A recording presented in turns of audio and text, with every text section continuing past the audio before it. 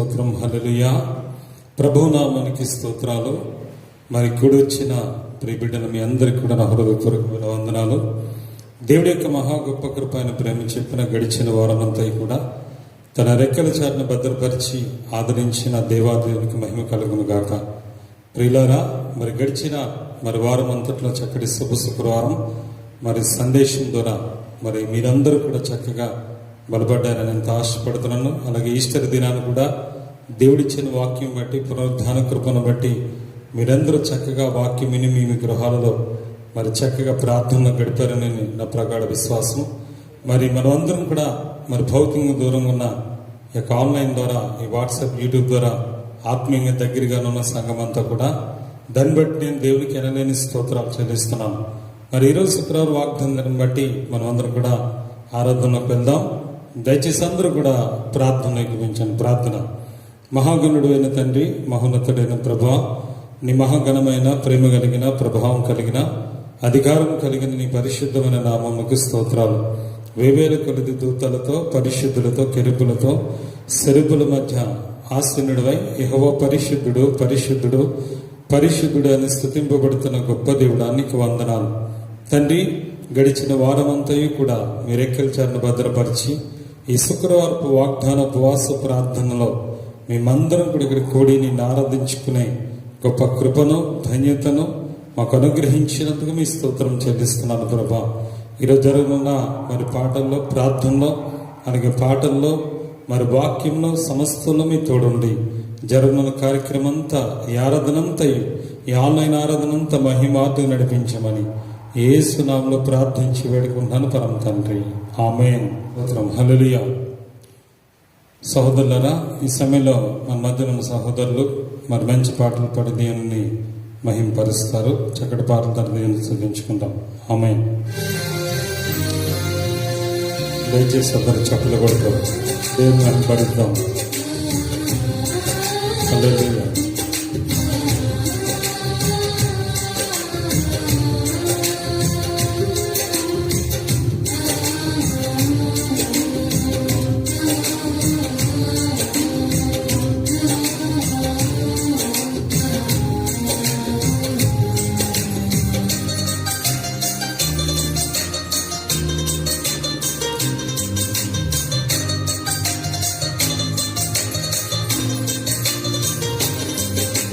ప్రేమించేదా యేసు రాజా, నిన్నే ప్రేమించేదా. ప్రేమించేదా యేసు రాజా, నిన్నే ప్రేమించేదా. ప్రేమించేదా, ప్రేమించేదా, ప్రేమించేదా, ప్రేమించేదా, ప్రేమించేదా, ప్రేమించేదా. నా ప్రాణమున్నంత వరకు నీ మట్టిలో చేరే వరకు, నా ప్రాణమున్నంత వరకు నీ మహిమలో చేరే వరకు.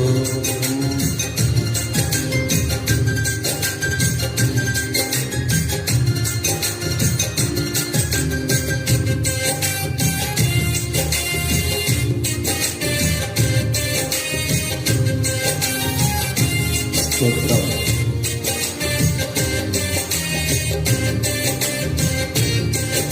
అందరూ దేవుని పడతాం. స్తోత్రం.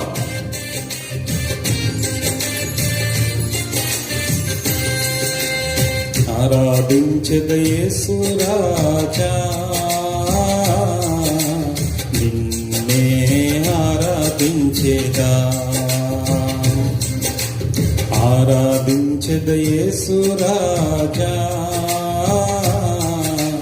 నిన్నే ఆరాధించెదా. ఆరాధించెదా, ఆరాధించెదా,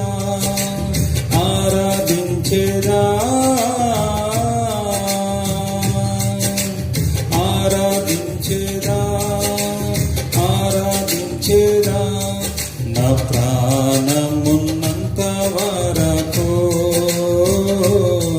నీ మట్టిలో చేరే వరకు నా ప్రాణమున్నంత వరకు నీ మహిమలో చేరే వరకు స్తోత్రం.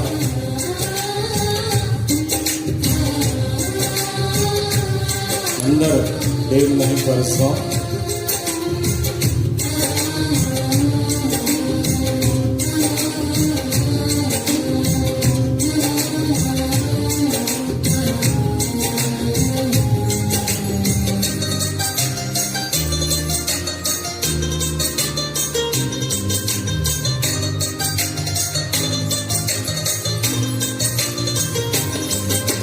ప్రార్థించేదా యేసు రాజా నిన్నే ప్రార్థించేదా ప్రార్థించేదా యేసు రాజా నిన్నే ప్రార్థించేదా ప్రార్థించేదా ప్రార్థించేదా ప్రార్థించేదా ప్రార్థించేదా ప్రార్థించేదా నా ప్రాణమున్నంత వరకు నీ మట్టిలో చేరే వరకు నా ప్రాణమున్నంత వరకు నీ మహిమలో చేరే వరకు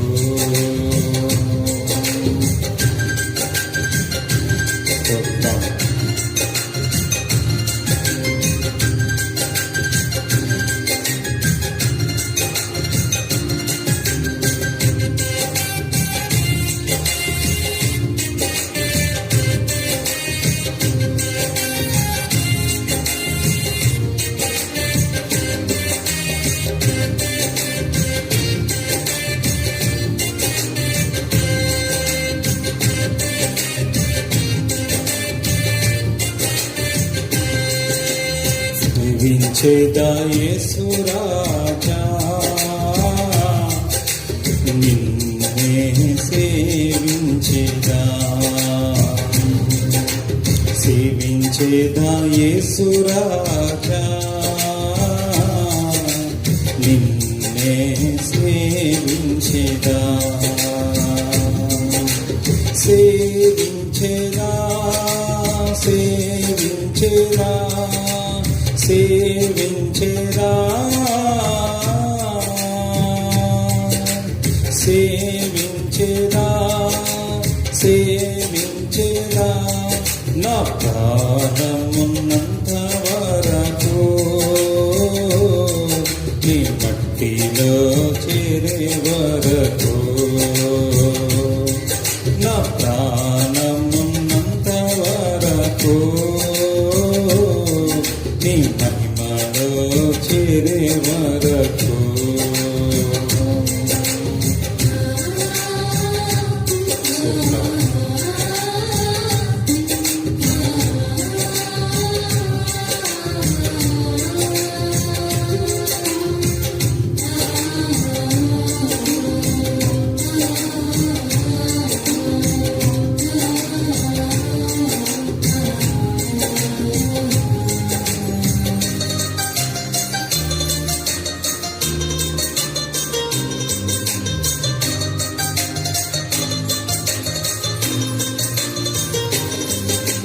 జీవించేదా యేసు రాజా నీకై జీవించేదా జీవించేదా యేసు రాజా నీకై జీవించేదా జీవించేదా జీవించేదా జీవించేదా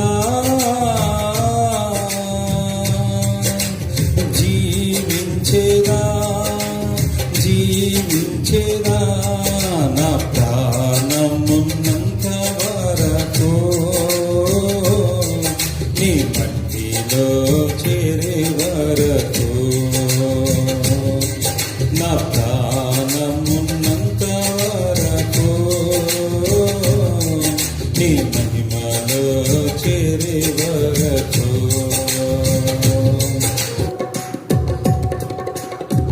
నీతో నా జీవితం సంతోషమే, నీతో నా అనుబంధం మాధుర్యమే.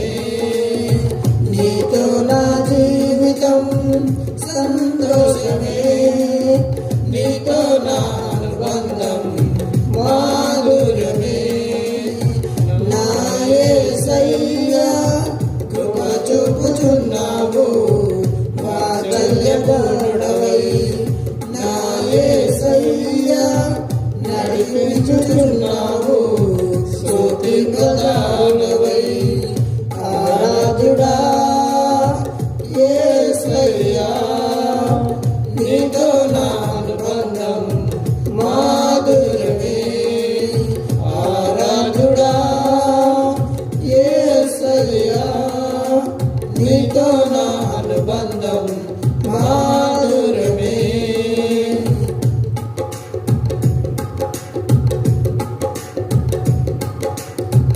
వికరధ్వని గల మార్గమునందును నన్ను సేవించిన నా ప్రియుడవు నీవు.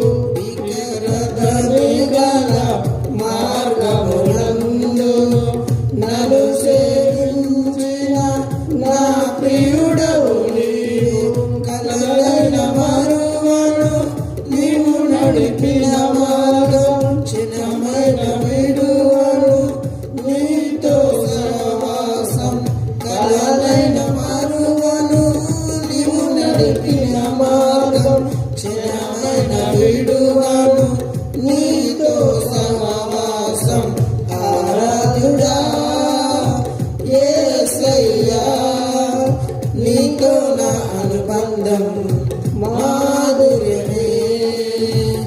ఆరాధుడా యేసయ్యా, నీతో నా అనుబంధం మాధుర్యమే.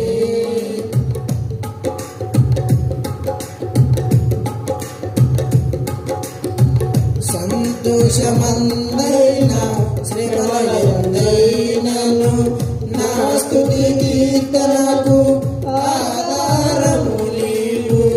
సంతోషమందైన శ్రమలందైనను నా స్తుతి కీర్తనకు ఆధారము నీవు. నిత్యమైన మహిమలో నన్ను నిలుపుటకు శుద్ధ సువర్ణముగా నన్ను మార్చుచున్నావు. నిత్యమైన మహిమలో నన్ను నిలుపుటకు శుద్ధ సువర్ణముగా నన్ను మార్చుచున్నావు. ఆరాధుడా యేసయ్యా, నీతో నా అనుబంధం మాధుర్యమే. ఆరాధుడా యేసయ్యా, నీతో నా అనుబంధం మాధుర్యమే.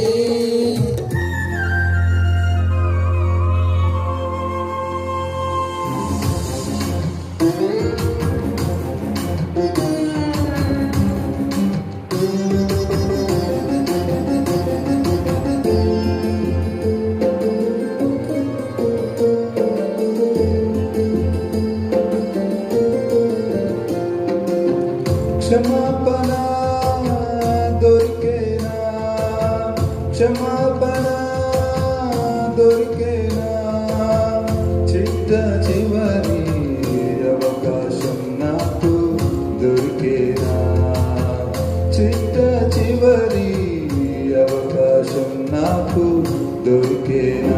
యేసయ్యా యేసయ్యా, క్షమాపణ దొరికేనా, క్షమాపణ దొరికేనా.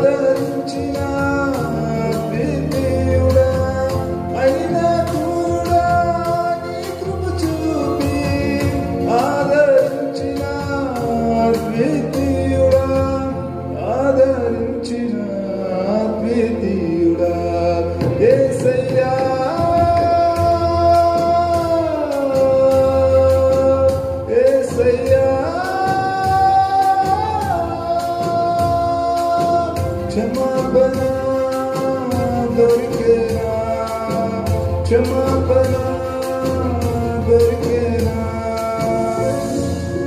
స్తోత్రం. హల్లెలూయా.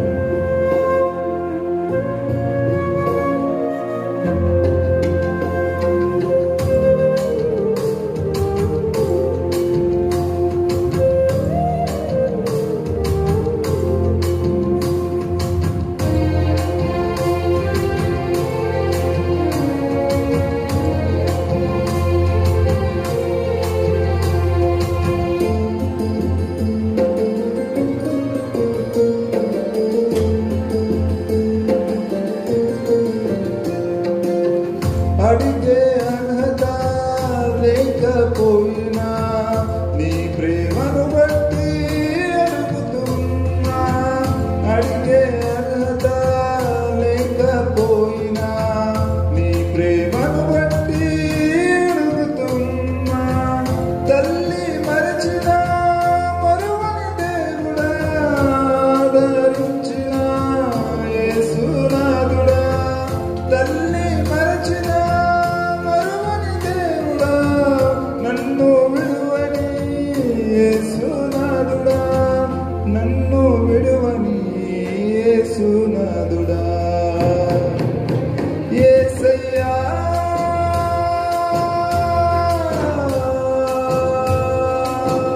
యేసయ్యా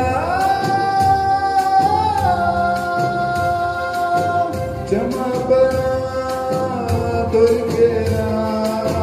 క్షమాపణ దొరికేనా. చిట్ట చివరి అవకాశం నాకు దొరికేనా. చిట్ట చివరి అవకాశం నాకు దొరికేనా. చిట్ట చివరి అవకాశం నాకు దొరికేనా. యేసయ్యా యేసయ్యా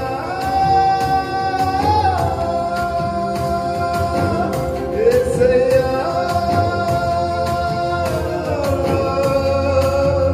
యేసయ్యా.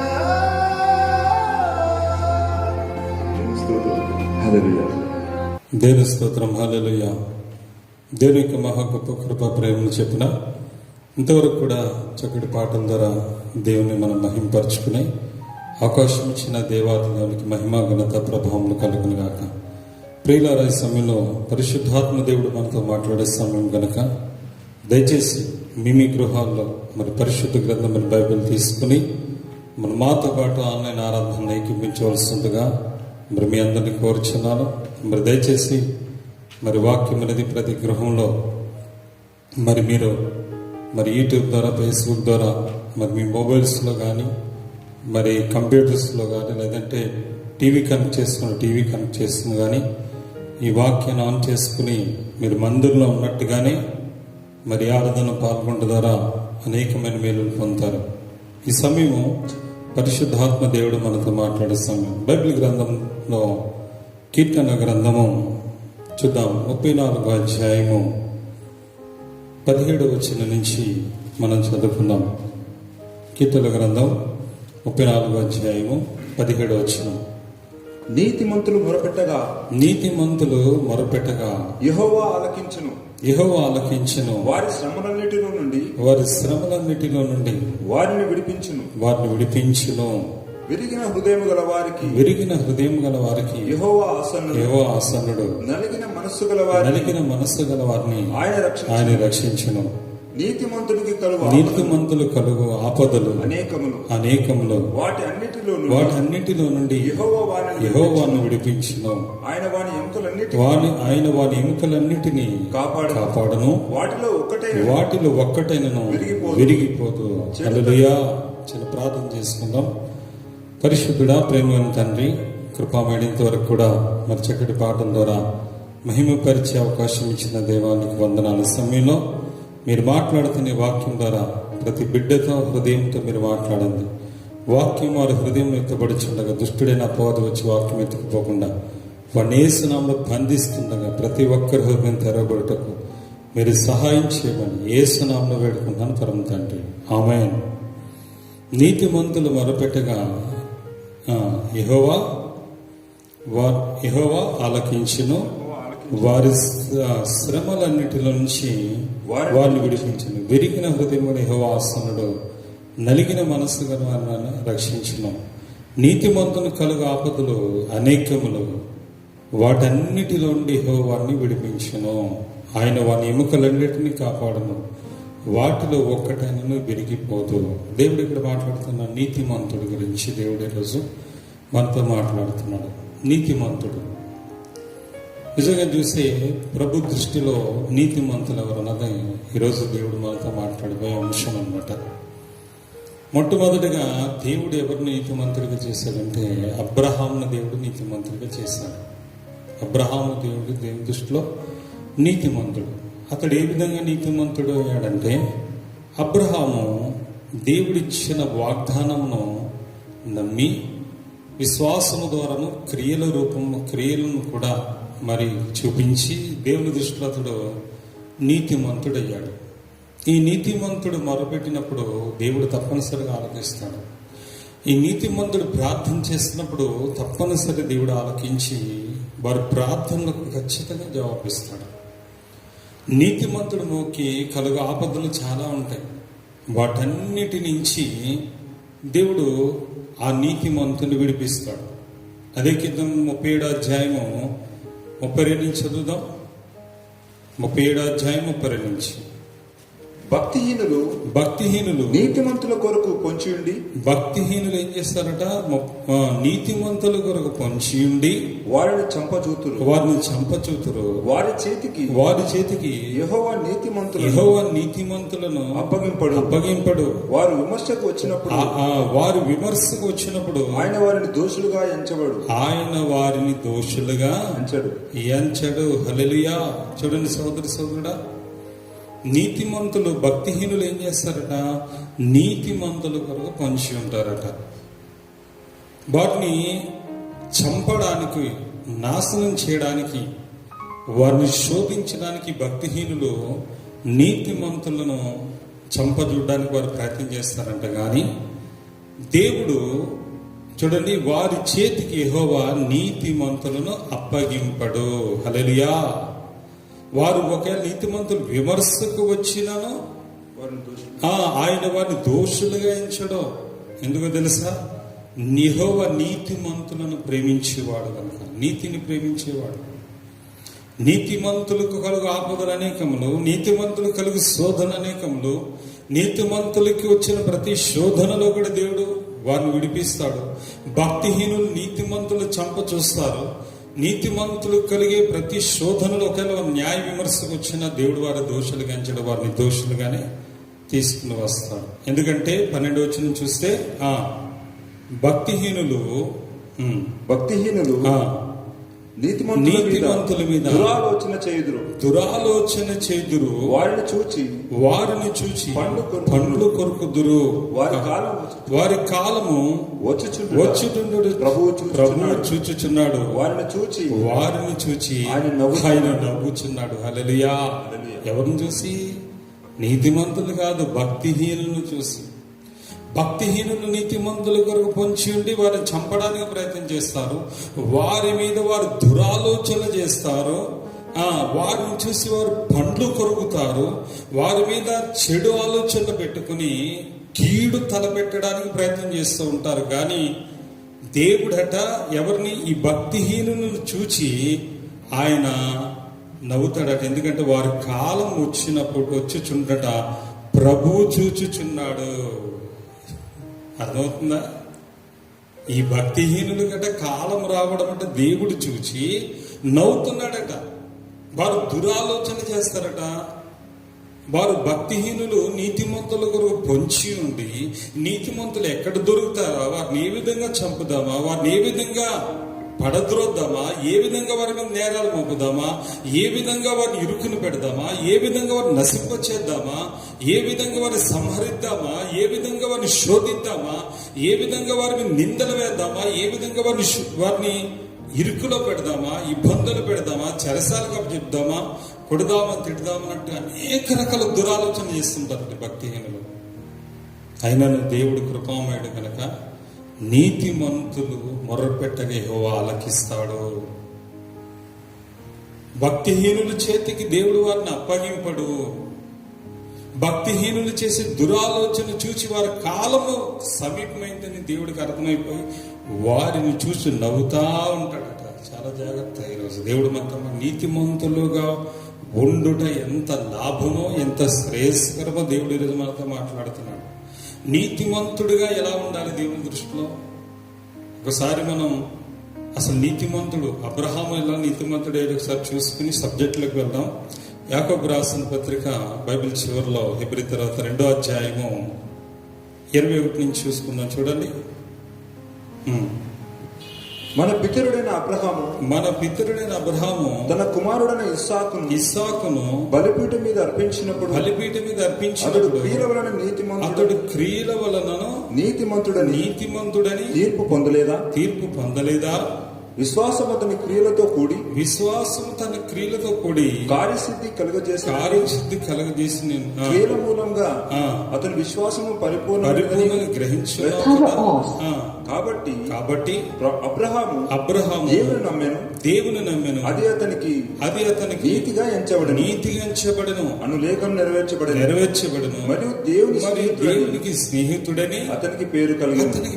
చూడండి జాగ్రత్త సోదరులు. అబ్రహాము విశ్వాస మూలముగాను నీతిమంతుడే, క్రియల మూలముగా కూడా నీతిమంతుడే. విశ్వాస సంబంధమైన క్రియ చూపించాడట. ఎట్లా అంటే దేవుడు లేక పుట్టిన తన కుమారుడిని ఇస్సాకును బలి అర్పించమన్నప్పుడు అతడు దేవుని నమ్మాడు. ముందు ఇదిగో నీ యొక్క సంతానములో, ముఖ్యంగా నీ యొక్క వంశములో మరి దేవుని తప్పనిసరిగా దేవుడు నీకు సంతానం ఇస్తానని దేవుడు చెప్పిన మాటను అతడు నమ్మి ఓర్పుతో సహించి 100 సంవత్సరాల వయసు వచ్చే వరకు కూడా, అతడు 100 ఏళ్ల వయసు వచ్చే వరకు కూడా వాగ్దానం నమ్మి వాగ్దానం ఫలం పొంది వాగ్దానం బట్టి విశ్వాసం బట్టి నీతిమంతుడిగా తీర్చబడ్డాడు. ఒకటి.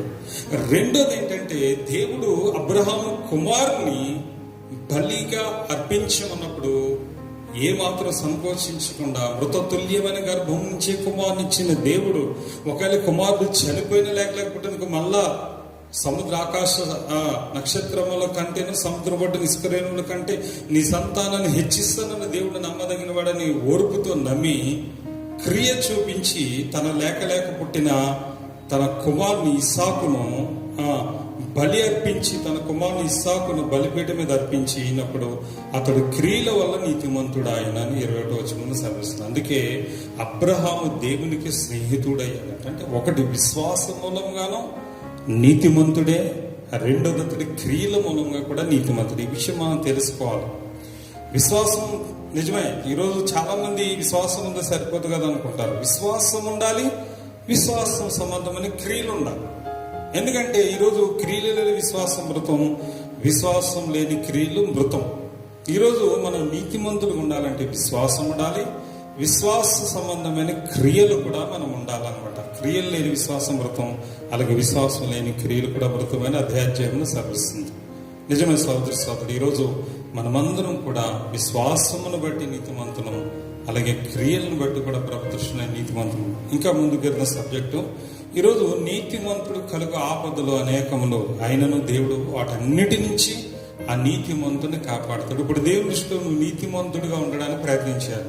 మనుషుల దృష్టిలో నీతిమంతుడిగా అనిపించుకోలేదు ఎప్పుడు కూడా. ఎందుకంటే మనుషులు ఎవరు కూడా ఈరోజు ఎలా ఉంటారంటే అవకాశం ఉన్నంత వరకు కూడా, నీతో అవసరం ఉన్నంత వరకు నేను దేవుడు అంటారు, లేదా ధర్మాత్ముడు అంటారు, లేకపోతే నువ్వు ఇంకా చాలా పొగడతారు. వారి అవసరం తీరిపోయింది, లేదు నీతో ఏ అవసరం లేదు, ఇంకా అయిపోయింది, లేకపోతే వారు నీకు ఏదైనా అభ్యంతరం వచ్చినప్పుడు నేను దెయ్యము అంటారు. అందుకే మనుషుల దృష్టిలో మనం ఇప్పుడు నీతిమంతులు అనిపించుకోవడానికి ప్రయత్నం చేయకూడదు, కానీ దేవుని దృష్టిలో మాత్రం మనం నీతిమంతులుగా ఉండాలి. అబ్రహాము దేవుని దృష్టిలో నీతిమంతుడయ్యాడు, నోవాహు దేవుని దృష్టిలో నీతిమంతుడు, మరి ఇంకా చూస్తే లోతు దేవుని దృష్టిలో నీతిమంతుడు, ఇంకా చూస్తే దావీదు దేవుని దృష్టిలో నీతిమంతుడు, రాహాబను వేశ్య దేవుని దృష్టిలో నీతిమంతురాలు. ఇలా చూస్తే చాలా మంది కూడా విశ్వాసమును బట్టి, విశ్వాసం అనే క్రియలు బట్టి వారు నీతిమంతులయ్యారు. ఈరోజు మనం చూసుకుంటే దానియేలు అనే ఒక భక్తుని గురించి మనం మాట్లాడుకుందాం. ఈ దానియేలు శ్రేష్టమైన బుద్ధి కలిగిన వాడు, మరి దేవునికి ఆత్మ కలిగిన వాడు. ఇతడు నెబుకద్నెజరు సంస్థానంలో ఇతని స్నేహితులైన శద్రక్ మేషాక్ అబేద్నెగో నలుగురు మరి చక్కగా మరి కల్దీల విద్యను అభ్యసించిన వారు, దైవిక దర్శనం కలిగిన వాడు. మరి నెబుకద్నెజరు రాజు దగ్గర పనిచేశాడు, మరి ఎన్నో దర్శనాలు మర్మాలు తెలియజేశాడు, సుబుద్ధి కలిగిన వాడే ఉన్నాడు. ఆ నెబుకద్నెజరు చనిపోయిన తర్వాత తన కుమారుడు బెల్షాస్సరు దగ్గర అతడు పనిచేశాడు ప్రధానిగా. అక్కడ కూడా సుబుద్ధి గలవాడే. అతడికి వచ్చిన మేనేమేని టేకులు పార్సిన హస్తం మానవహస్తం రాసినప్పుడు దాని అర్థం చెప్పి మరి అక్కడ కూడా ఘనత నొందాడు. ఆ బెల్షాస్సరు చనిపోయిన తర్వాత మరి దర్యావేష్ అనే రాజు ఆ దేశానికి రాజు అయ్యాడు. చూడండి దానియేలు గ్రంథము 6వ అధ్యాయం మొదటి నుంచి. దానియేలు గ్రంథం 6వ అధ్యాయం మొదటి నుంచి. తన రాజ్యం అంతటిపైన అధిపతులుగా ఉండుటకై 120 మంది అధిపతులను నియమించుటకు దర్యావేషునకు ఇష్టమాయను. వారిపైన 3 ప్రధానులుగా నియమించెను. ఆ 3లో దానియేలు ముఖ్యుడు. రాజునకు నష్టము కలగకుండానట్లు ఆ అధిపతులు తప్పకుండా వీరికి లెక్కలు ఒప్పజెప్పవాలని ఆజ్ఞ ఇచ్చాను. ఈ దానియేలు అతిశ్రేష్టమైన బుద్ధి గలవాడే, ప్రధానులలోను అధిపతులలోను ప్రఖ్యాతి నొంది ఉండెను గనుక రాజ్యం అంతటి మీద అతనికి నియమింపవాలని రాజు ఉద్దేశించెను. అందుకు ప్రధానులు అధిపతులను రాజ్యపాలన విషయంలో దానియేలు మీద ఏదైనా ఒక నింద మోపవాలని ఉండి హేతు కనిపెట్టి చుండిరి. కానీ దానియేలు నమ్మకస్తుడై ఏ నేరమైనను ఏ తప్పైనను చేయువాడు కాడు కనుక దానియేలులో తప్పైనను లోపమైనను కనుగొనలేకపోయేది. హల్లెలూయా.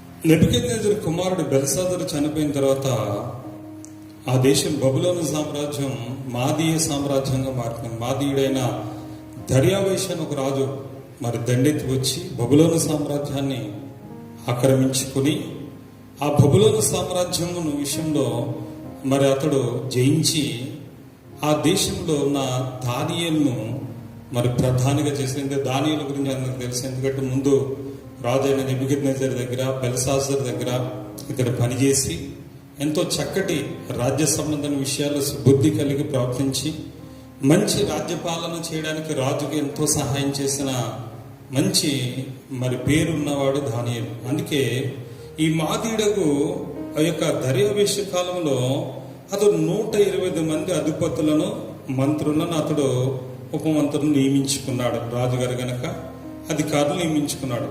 వారి పైన 3 ప్రధానులుగా నియమించాడు. ఆ 3లో దానియేలు ముఖ్యుడు. రాజునకు నష్టం కలగకుండానట్లు అధిపతులు తప్పకుండా వీరికి లెక్కలు అప్పచెప్పవలనని ఆజ్ఞ ఇచ్చాడు. ఈ దానియేలు అతి శ్రేష్టమైన బుద్ధి గలవాడై చూడండి, ప్రధానులను అధిపతులను ప్రఖ్యాతి నొందిన వారిలో రాజ్యమంతటి అధిపతుల ప్రఖ్యాతి కనుక రాజ్యమంతటి మీద అతను నియమింపాలని రాజు ఉద్దేశించను. హల్లెలూయా. ఇతడు 120 మంది అధిపతులు నియమించుకున్నాడు. కొత్తగా ఏర్పడిన ప్రభుత్వం గనక చూడండి, మన రాష్ట్ర ప్రభుత్వాలు ఏర్పడినప్పుడు మరి ముఖ్యమంత్రి గారు మరి గెలిచిన ముఖ్యమంత్రి అభ్యర్థి అయిన వారు మరి ముఖ్యమంత్రి అయిన వారు ఒక క్యాబినెట్ ఏర్పరచుకుని మరి ఎంతోమంది మినిస్టర్స్ ఆయన ఏర్పాటు చేసుకుంటాడు. ఆ మినిస్టర్స్ ని మరి ఆయన ఏర్పాటు చేసుకుని ఒక క్యాబినెట్ అనేది ఏర్పాటు చేసుకుంటారు.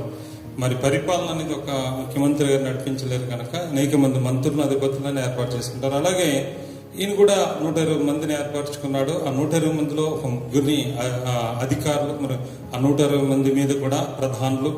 అయితే అందులో వీరందరికీ ముఖ్యుడు ఎవరంటే దానియేలు అన్నాడు. రాజుగారికి నష్టం కలగకుండా ఎప్పటికప్పుడు కూడా ఈ 120 మంది అలాగే ఈ ప్రధానులందరూ కూడా ఎప్పటికప్పుడు లెక్కలు అనేది దానియేలుకి అప్పచెప్పాలన్నమాట. అంటే దానియేలు చాలా ముఖ్యుడే అన్నాడు. యాక్చువల్గా వారు ఆ మాదీ సంస్థానం చెందిన వారు. వారికి అసూయ పుట్టింది. ఇదేంటిది, మేము ఎప్పటి నుంచో రాజుగారి దగ్గర ఉన్నాం కదా, మరి ఎంతో కాలం నుంచి ఇక్కడ ఉన్నాం, ఈయన దగ్గర పనిచేస్తున్నాము. మరి వేరే దేశానికి చెంది మరి నెబుకద్నెజరు దగ్గర బెల్షాస్సరు దగ్గర పనిచేసిన ఈయన మా దేశానికి వచ్చి ఈరోజు మా రాజుగారి దగ్గర మా అందరి మీద ముఖ్యుడై ఉండడం వారు సహించలేకపోయారు. వారు 120 మంది కానీ ఆ ప్రధానులు కానీ వారు సహించలేక వారి యొక్క ఏదైనా తప్పు వెతుకుదాము. దానియేలులో చూడండి 4వ వచనం, అందుకు ప్రధానులు అధిపతులు రాజ్యపాలన విషయంలో దానియేలు మీద ఒక నింద మోపంలో నుండి తగిన హేతువు కొరకు కనిపెట్టి ఉండదు. కానీ దానియేలు అయినందున ఏ తప్పైనా చేయవాడు కాడు గనక దానియేలు ఏ తప్పిదాన్ని వారు కనగలకపోయారట. ఇందాక చెప్పాను, భక్తిహీనులు నీతిమంతుల మీద దురాలోచన చేదురు. భక్తిహీనులు నీతిమంతులను చంపచూతురు. భక్తిహీనులు మరి చూడండి సోదరు, నీతిమంతులను మరి మొర్రపెట్టగా దేవుడు ఆలకిస్తాడు. ఈ భక్తిహీనులైన వారు వీరు కేవలం దానియేలు మీద అసూయ. ఏ కారణం లేదు అక్కడ. దానియేలుకి వారికి ఏ గొడవలు లేవు, దానియేలుకి వారికి ఏ పగలు ప్రతీకారాలు లేవు, దానియేలుకి వారికి కూడా ఎప్పుడు కూడా విద్వేషాలు లేకపోతే మత జాతి కుల వివక్షలు కూడా వాళ్ళు లేవు. ఒకటి ఏంటంటే, ఇతడు ఎక్కడి నుంచి వచ్చి మా మీద అధికారం ఉండడం ఏంటి, అసలు ఇతడు మా మీద అధికారం చేయడం ఏంటి, అసలు అధికారం చేసే హక్కు ఇతనికి ఎవరిచ్చారు మా మీద, ఇతను ఏదో రకంగా రాజుగారి దగ్గర మరి చెప్పుడు తప్పు పట్టుకుని ఇతన్ని ఈ యొక్క పదవి నుంచి దింపేయాలి అని వారు ఎంతో ప్రయత్నం చేసి ఎన్నో నాళ్ళుగా ప్రతి విషయంలోనూ, ప్రతి లెక్కలోనూ, ప్రతి ప్రవర్తనలోనూ అతడిని తప్పు పట్టడానికి ప్రయత్నం చేశారు. ఎందుకంటే అడ్మినిస్ట్రేషన్ కదా, ఏదో ఒక చిన్న తప్పు దొరుకుతుంది, ఏదో ఒక తప్పు రాకుండా అయితే ఉండదు. ఇప్పుడు సెక్రటరీలో పనిచేసినా, క్యాబినెట్లో పనిచేసినా ఏదో ఒక తప్పు దొరకకుండా అయితే ఉండదు, తప్పు దొరుకుతూనే ఉంటుంది సోదరుడా. కానీ ఆ తప్పు దొరుకుతున్నప్పుడు జాగ్రత్త వినండి. కానీ ఇక్కడ ఉన్న మంత్రులు, అధికారులు అయితే అంటే వారి మీద యాక్షన్ తీసుకోవచ్చు, లేకపోతే క్షమించవచ్చు. కానీ దానియేలు విషయంలో మాత్రం ఏ ఒక్క తప్పు వారికి మాత్రం దొరకలేదన్నమాట. అప్పుడు వారు ఎలా ఇతన్ని దానియేలుని ఇబ్బంది పెట్టాలి, ఏ విధంగా ఇతన్ని ఇరికించాలి, ఏ విధంగా ఇతన్ని బాధ పెట్టాలని వారు ప్రయత్నం చేస్తూ ఉంటుంటే దానియేలులో ఒక విషయం దొరికింది వాళ్ళకి. ఎందుకంటే దానియేలుకున్న మంచి అలవాటు ఏంటంటే, మరి పొద్దునే వచ్చేసి మరి చక్కగా ఉదయం మరి డ్యూటీ అంతా చేసుకుని గొప్ప ఇంటికి వెళ్ళిపోయేవాడు. ఇంటికి వెళ్ళిపోయి ఏం చేసేవాడంటే, యెరూషలేము కట్టి కిటికీలు తెరిచి తన దేవుడైన యెహోవాను మొర్రపెట్టి ప్రార్థించి బతిమలాడుకుంటూ ఉండేవాడు. చాలా భక్తిపరుడు. ప్రార్థనా జీవితంలో అసలు దానియేలు చాలా సుబుద్ధి కలిగిన వాడు, చాలా ప్రార్థనాపరుడు. అంత గొప్ప అధికారులను, మరి ఎంతో అడ్మినిస్ట్రేషన్, రాజ్యపాలన అంతా మరి ఆ యొక్క దర్యావేషు తనకు అప్పగించిన అంత బిజీగా ఉన్నా సరే వెళ్ళి దేవునితో చాలా భారం కలిగి బ్రతిమలాడి ప్రార్థనలో ఉండేవాడు అనమాట. మంచి ప్రార్థన జీవితం. దాని గొప్ప కృప అతనికి అభివృద్ధికి, అతని యొక్క దర్శన మర్మాలు తెలియజేసే జ్ఞానానికి, ప్రతి దానికి కూడా మరి దానికి కూడా ఆ యొక్క ఫలం ఏంటంటే, ఆశీర్వాదం ఏంటంటే అతను ప్రార్థన జీవితమే. మనకు కూడా దైవజన పేతురు గారి ద్వారా మరొక చక్కటి వీడియోలు కూడా మనకి రిలీజ్ అవుతున్నాయి. అందులో ఒక మర్మం కూడా నుంచి ఆ దానియేలు మరి తన స్నేహితులతో కలిసి ఆ నిబుకెద్దు వచ్చిన కల భావం చెప్పడానికి మరి ఆ రాత్రంతా వారు ప్రార్థన చేసి ఆ యొక్క మర్మాన్ని వారు తెలియజేసుకున్నారు. సోదరుడా, ఈరోజు మనం అందరం కూడా ఒకసారి ఆలోచిద్దాం. మన జీవితంలో ముఖ్యంగా ప్రార్థన అనేది ఉండాలి.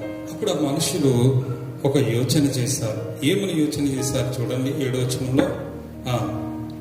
రాజ్యపు ప్రధానులు, సేనాధిపతులు 5 నిమిషాలు. అందుకు ఆ మనుషులు అతని దేవుని పద్ధతి విషయమందే గాని మరి ఏ విషయమందునో అతనిలో లోపము కనుగొనలేమనుకున్నది. కాబట్టి ఆ ప్రధానులను, అధిపతులను రాజునంతకు సందడిగా కూడి వచ్చి ఇట్లనేది, రాజుకు దర్యావేషు చిరంజీవి ఉందుగాక. రాజ్యపు ప్రధానులు, సేనాధిపతులు, అధిపతులు, మంత్రులు, సంస్థానాధిపతులు అందరూ కూడి రాజుకు ఖండితమైన చట్టం స్థిరపరిచి దానిని శాసనంగా చాటింప చేయనట్లు యోచన చేసిరి. ఎట్లనగా 30 దినముల వరకు ఈ యుద్ధ తప్ప మరి ఏ దేవుని యుద్ధైనను మానవుని యుద్ధైనను ఎవడను ఏ మనవి చేయకూడదు. ఎవడైనా చేసిన ఎడల వాడి సింహంలో గుహలో పడద్రోయబడును. రాజా, ఈ ప్రకారంగా రాజు శాసనము ఒకటి పుట్టించి మాదీయుల యొక్క పారసీకుల యొక్క పద్ధతిని అనుసరించి స్థిరమగు శాసనముగా ఉండినట్టు దాని మీద సంతకం చేయమని మనవి చేసిరి. కాగా రాజుకు దర్యావేషు శాసనం రాయించి సంతకం చేసిన. ఇప్పుడు వీరందరూ కూడా ఒక ప్లాన్ చేశారు. దానియేలు తప్పైనా దొరకబుచ్చుకుందామంటే అతడిలో ఏ తప్పు దొరుకుతలేదు. ఇతడు దొరకాలంటే ఒక విషయంలో దొరుకుతాడు. ఎక్కడంటే దేవుడి విషయంలో దొరుకుతాడు, ఎక్కడ ప్రార్థన విషయంలో దొరుకుతాడు. ఎక్కడ దొరుకుతాడు? ఇంకే విషయంలో దొరకడు. ప్రార్థన విషయంలో దొరుకుతాడు. ఇతను ప్రార్థన చేసినప్పుడు ఇతను పట్టాలి. ప్రార్థన చేసినప్పుడు ఇతను పట్టి ఇతను రాజుగారితో చెప్పి సింహాల గుహలో వేయించాలి. మరి ప్రార్థన చేసిన తప్పు కాదు కదా. ఉదయం రాజుగారు అయితే ప్రార్థన చేసుకోమంటాడు. కనుక ఒక చట్టం అనేది రావాలి. ఎటువంటి చట్టము? ఎటువంటి చట్టం అంటే ఇప్పుడు వచ్చింది ఒక చట్టం. ఎటువంటి చట్టం అంటే చూడండి, ఈ లాక్డౌన్ అయ్యే వరకు కూడా ఇటువంటి మతభేదమైన ప్రార్థన చేయకూడదు, కూడి ప్రార్థన చేయకూడదు అని అన్నారు. అలా గృహాల్లో కానీ లేదంటే ఆ జీవోలో ఏదైతే జీవో వచ్చిందో ఆ జీవోలో ఐదుగురికి మించకుండా వారు గృహంలో కానీ లేకపోతే మందిరంలో కానీ ప్రార్థన చేసుకోవచ్చు. అది కూడా సోషల్ డిస్టెన్స్ పాటిస్తాను ఒక చట్టం వచ్చింది, దేవుని స్తోత్రం. దానిని బట్టి ఈరోజు మనం కనీసం ఈ వీడియో అన్న చేసుకుని ఇక్కడ మరి ఒక 2-3 కోడి దేవుని మహిమ కలుగును గాక, ఆమేన్. అయితే ఒక చట్టం వచ్చింది, ఆ చట్టాలకు లోబడి మనం పనిచేస్తున్నాం, సంతోషం. అయితే ఈ చట్టం అనేది ఈ వీలు పెట్టిన చట్టం ఎట్లాంటిది అని అంటే 30 దినాల వరకు దేవుడు ఎవరంటే ఆ దేశపు రాజే దేవుడు. 30 దినాల వరకు ఎవరు దేవుడు అంటే ఆ దేశపు రాజే దేవుడు. ఆయనను మాత్రమే మొత్తం దేశ ప్రజలందరూ ఆరాధించాలి, ఆయనను మాత్రమే ప్రార్థించాలి. ఇప్పుడు ఈ మధ్యలో మరి చైనా దేశంలో ఆ యొక్క దేశపు అధ్యక్షుడు ఉన్నారు. ఆయన పేరేది ఉంది, కిమ్ ఏదో ఉంది, అతని పేరుంది. ఆయన యేసు ప్రభు పటం తీసేది, యేసు ప్రభు దేవునిగా పూజించేది, ప్రతి ఇంట్లో కూడా నా ఫోటో పెట్టుకుని నన్ను ఆరాధించండి అని చెప్పాడట. ఎప్పుడైతే అలా చేసి అక్కడ ఉన్న చర్చెస్ అన్ని కూలగొట్టారో, ఈరోజు భయంకరమైన కరోనా వైరస్ అక్కడ ఉన్న చైనా దేశంలో ఉన్న వ్యూహం నగరంలో పుట్టింది. చాలా భయంకర చర్చలు కూలగొట్టారు. నేనే దేవుని ప్రకటించుకున్నాడు కనుక అక్కడ క్రైస్తవత్వాన్ని చాలా సమూలంగా నాశనం చేయడానికి చాలా ప్రయత్నాలు జరిగింది. సరే, అయితే ఆ పరిస్థితి బట్టి కరోనా వైరస్ అనేది ప్రపంచాన్ని చుట్టుకుంది. మరి దాన్ని బట్టి దేవుని స్తోత్రం, దేవుడు త్వరగా వైరస్ అనేది మన మధ్యలోంచి ఆయన ఉగ్రత తగ్గించుకుని దేవుడు తొలగించాలి. అయితే ఆ రోజు దానియేలు కాలంలో వచ్చిన వారు వేసిన ప్లాన్ ఏంటంటే, ఈ దానియేలు దేవుడికి ఖచ్చితంగా మొక్కుతాడు, ప్రార్థన చేస్తాడు. ప్రార్థన చేయకూడైతే ఉండలేడు. ఇప్పుడు ఈయన ప్రార్థన చేస్తాడు. ఇతను ప్రార్థన చేసే విషయంలోనే తనని తప్పు మోపాలంటే మనం ఒక ప్లాన్ చేద్దాం. ఈ దేశంలో ఉన్న ప్రజలందరూ కూడా రాజునకు తప్ప ఇంకెవరికి మొక్కకూడదు, ఇంకే దేవుడికి మొక్కకూడదు. రాజే దేవుడు, రాజుల పటాలు, రాజు విగ్రహాలు, రాజు పేరు మీద రాజే దేవుడు అని మనం చట్టం చేద్దాం ప్లాన్ చేసిన రాజుగారి దగ్గరికి వెళ్ళారు. రాజుగారితో చెప్పారు, రాజా 30 రోజుల వరకు నువ్వే మా దేవుడు, మా ప్రత్యక్ష దైవాలు నువ్వు, కనపన్న దేవుని మేమేం మొక్కుతాం. అక్కడ అన్యుడు గనక ఆ దర్యా వేసి పొంగిపోయాడు. నిన్నే మేము ఆరాధిస్తాం రాజా, నీ ఫోటోనే పూజిస్తాం, అతని విగ్రహాన్ని పూజిస్తాం. మరి నీ ఇటువంటి చట్టం ఒకవేళ ఎవడైనా కానీ నేను ఆరాధించకుండా, నేను ప్రార్థించకుండా ఏ దేవుడికన్నా కానీ ప్రార్థన చేసినట్టు వాడిని మరి సింహాల గుహలో వేయించాలి అని ఒక చట్టం తయారు చేద్దాం రాజా అంటుంది. రాజుగారు కూడా చాలా సంతోషపడిపోయి, నన్నే దేవుడిగా ఆరాధిస్తానంటే ఇంతకన్నా పోయిందే ఉంది అన్న ఆలోచనలో అతడు సంతకం పెట్టేశాడు, వెనక ముందు ఆలోచించుకోకుండా. వారి ఆలోచన వేరేగా ఉంది. దానియేలుని ఏ విధంగా ఇబ్బంది పెట్టాలని, ఆయనను హింసించి ఏదో రకంగా ఆ యొక్క పదవి నుంచి తప్పించి అతను చంపాలి, సింహాల బోన్లు వేసి అతను చంపాలని ప్లాన్ చేశారు వాళ్ళు. నిజంగానే దానియేలు కూడా ఆ విషయం తెలిసింది. చట్టం ఒకటి రిలీజ్ అయింది, మరి అనౌన్స్మెంట్ చేశారు దేశమంతా. 30 రోజుల వరకు ఏ వ్యక్తి కూడా ఏ దేవుణ్ణి మొక్కకూడదు, రాజుగారిని మాత్రమే మొక్కాలి, రాజుగారిని మాత్రమే ప్రార్థన చేయాలి, రాజే దేవుడు మనకి అని ఒక ప్రకటన చేసేసారు. అలా ఒకవేళ ఆ చట్టం తప్పి, ఆ జీవో తప్పి ఎవరైనా తమ ఇష్టం వచ్చిన దేవుని కొలిసినా లేకపోతే వేరే దేవునికి మొక్కినా అటువాన్ని తీసుకెళ్లి బతుకున్న వ్యక్తిని సింహాల గుహలో సింహాలకు ఆహారంగా వేసేస్తామని ఒక చాటింపు వేయించేశారు. అయితే ఆ విషయం తెలిసిన దానియేలు ఏమాత్రం భయపడలేదు. 10వ వచనం చూడండి. ఇట్టి శాసనము సంతకం చేయబడినని దానియేలు తెలుసుకున్నను అతడు తన ఇంటికి వెళ్లి యథాప్రకారంగా అనుదినము 3 మోకాళ్ళుని తన ఇంటి పైగది కిటికీలు యెరూషలేము తట్టునకు తెరవబడి ఉండగా తన దేవునికి ప్రార్థన చేయొచ్చు, ఆయనను స్తుతించుచూ వచ్చాను. ఆ మనుషులు గుంపు కూడి వచ్చి దానియేలు తన దేవునికి ప్రార్థన చేయటయు ఆయనను బతిమాలుకుంటయు చూచి రాజు సముఖమునకు వచ్చి శాసన నియమమును బట్టి, రాజా 30 దినముల వరకు నీకు తప్ప మరి ఏ దేవునికైనాను మానవునికైనా ఎవడను ప్రార్థన చేయకూడదు కదా. చేసిన యెడల వాడు సింహంలో గుహలో పడద్రోయబడిన నువ్వు ఆజ్ఞ ఇయ్యలేదా? సోదరుడా, ఈ దానియేలు ఇటు శాసనము ఇటు ఆజ్ఞ ఉన్నదని తెలిసి ఏమాత్రం కూడా ప్రార్థన ఆపలేదని తన ఇంటికి వెళ్ళిపోయేవాడు. మరి డ్యూటీ అయిపోయిన తర్వాత యెరూషలేము తోటి కిటికీలు తెరిచి తన దేవుడైన యెహోవాను మరి మోకాళ్ళుని మరి యెరూషలేము తోటి తెరవబడినగా దేవుని ప్రార్థన చేయొచ్చు, అని స్తుతించుచు పాటలు పాడుతూ దేవునికి మరి బతిమలాడుకుని ప్రార్థన చేస్తూ ఉండేవాడు అనమాట. ఎప్పుడు ఇదే సమయం కొరకు చూస్తున్నారు వీళ్ళు. ఎవరు? ఈ గుంపు కూడిన వారు భక్తిహీనులు దానియేలు ఎక్కడ దొరుకుతాడా అని చూసారు. ఏ విషయంలోనే తప్పు పట్టుకోలేకపోయారు, ఏ విషయంలో దొరకలేదు ఆయన. ఎందుకంటే తప్పు చేసిన వ్యక్తి అది దొరుకుతాడు, తప్పు చేయనివాడు ఏం దొరుకుతాడు? ఎంత వ్యక్తిని ఏ తప్పు దొరకదు. అందుకనే ఇతని మీద ఏ విషయంలో దొరుకుతాడంటే ప్రార్థన విషయంలో దొరుకుతాడు. ప్రార్థన చేసినప్పుడే పట్టేయాలి. ఈ ఆలోచన పెట్టుకుని, కుట్ర ఆలోచన పెట్టుకుని వీరు కొంతమందితో గుమిగూడి వీళ్ళందరూ కూడా దానియేలు ఫాలో చేశారండి. ఫాలో చేసి దాని వెనకాల వెళ్ళి ఇక్కడ ప్రార్థన చేస్తున్న ఖచ్చితంగా చేస్తాడు. ప్రార్థన అయితే మాండటం, ఇతడు ప్రార్థన చేసినప్పుడు పట్టించేయాలి అన్న ఆలోచన కలిగి వీరు ఏం చేశారంటే గుంపు కూడి నిజంగానే దానియేలు ప్రార్థన చేసినప్పుడు ఆ విషయంలో చూసి వెంటనే రాజుగారికి కంప్లైంట్ ఇచ్చారు. రాజా, మరి 30 దినముల వరకు ఏ మనుష్యుడు మరి ఏ వ్యక్తి కూడా మరి ప్రార్థన చేయకూడదు, ఏ దేవుని కూడా. కానీ మరి ఇటు శాసనం ఉంది కదంటే రాజుగారి కోపం వచ్చింది. ఎవడాడు ఈ వ్యక్తి? ఎవరంటే మీరు ప్రధానుల మీద అధికారుల మీద నియమించిన దానియేలే. ఈ దానియేలే మరి వెళ్ళి ప్రతిరోజు తన దేవుని ప్రార్థన చేసినాడు రాజా. మరి మాది లెక్క పారసి లెక్క మరి చట్టం బట్టి అటువంటి వ్యక్తిని సింహాల గుహలో మరి వేసి మరి అతను చంపవలసినని ఆజ్ఞ ఉంది కదా అని అన్నప్పుడు వెంటనే రాజుగారు ఈ మాట విని 14వ వచనంలో రాజు ఈ మాట విని బహుగా వ్యాకులపడి దానియేలును రక్షింపవాలని తన మనస్సును దృఢం చేసుకుని సూర్యుడు అస్తమించే వరకు అతను విడిపించుటకు ప్రయత్నం చేశాను. ఆ మనుషులు దీన్ని చూచి రాజా సన్నిధి సభ్యుడిగా కూడి వచ్చి రాజు స్థిరపరిచిన ఏ శాసనం గాని తీర్మానం గాని ఎవరిని రద్దుపరచజాలడు. సోదరి ఇక్కడ దానియేలు మీద వారు కంప్లైంట్ చేశారు. దానియేలు నీ ఆజ్ఞ లక్ష్య పెట్టక అతడు మరి తన దేవుని బ్రతిమలాడుకుని ప్రార్థన చేసిన వెంటనే రాజుగారిని పిలిపించాడు. రాజుగారికి భయం వేసింది. ఎందుకంటే దానియేలు గురించి తెలుసు, శ్రేష్టమైన బుద్ధి కలిగిన వాడు, దేవుని ఆత్మ కలిగిన వాడు. పైగా 3 రాజుల దగ్గర అంత ముందు 2 రాజుల దగ్గర పనిచేశాడు. ఆ దర్శన మర్మాలు తెలియజేశాడు. అతని మీద ఏ డిఫాల్ట్ లేదు, అతని మీద ఏ నేరం లేదు, ఏ కంప్లైంట్ లేదు. శ్రేష్టమైన బుద్ధి కలిగిన వాడు, దేవుని ఆత్మ కలిగిన వాడు.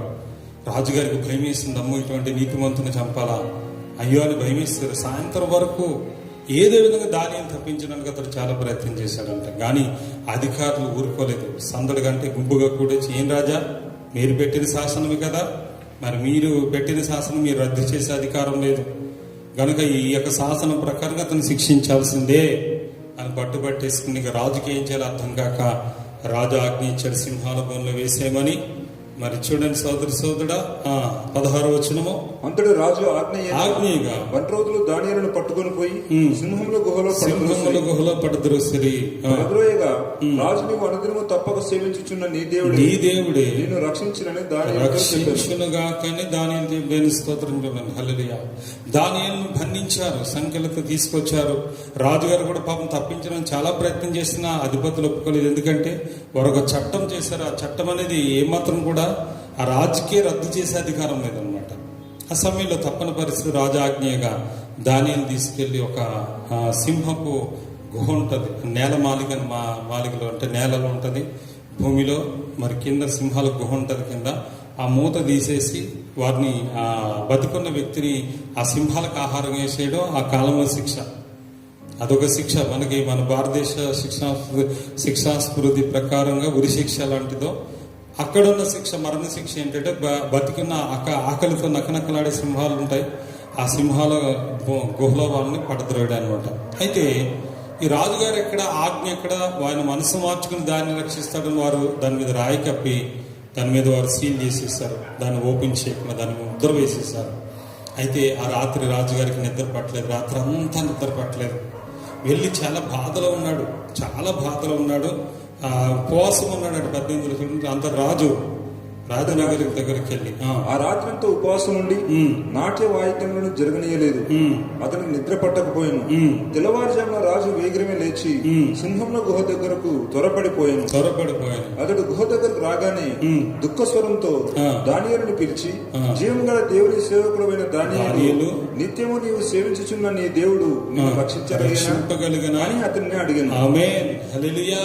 చూడండి, రాజు గారికి నిద్ర పట్టలేదు. అయ్యో, ఒక నీతిమంతుడైన వ్యక్తి, ఒక నిరపరాధైన వ్యక్తిని ఈరోజు వీళ్ళ మాటలు విని అనవసరం సింహాల గుహలో వేశానే.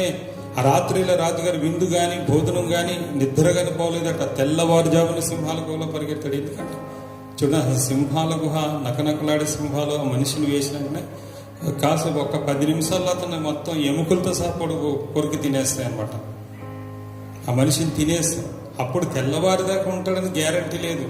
కానీ ఆ దర్యా వేసుకున్న నమ్మకం ఏంటంటే దానియేలు నమ్ముకున్న దేవుడు గొప్పవాడు. హల్లెలూయా.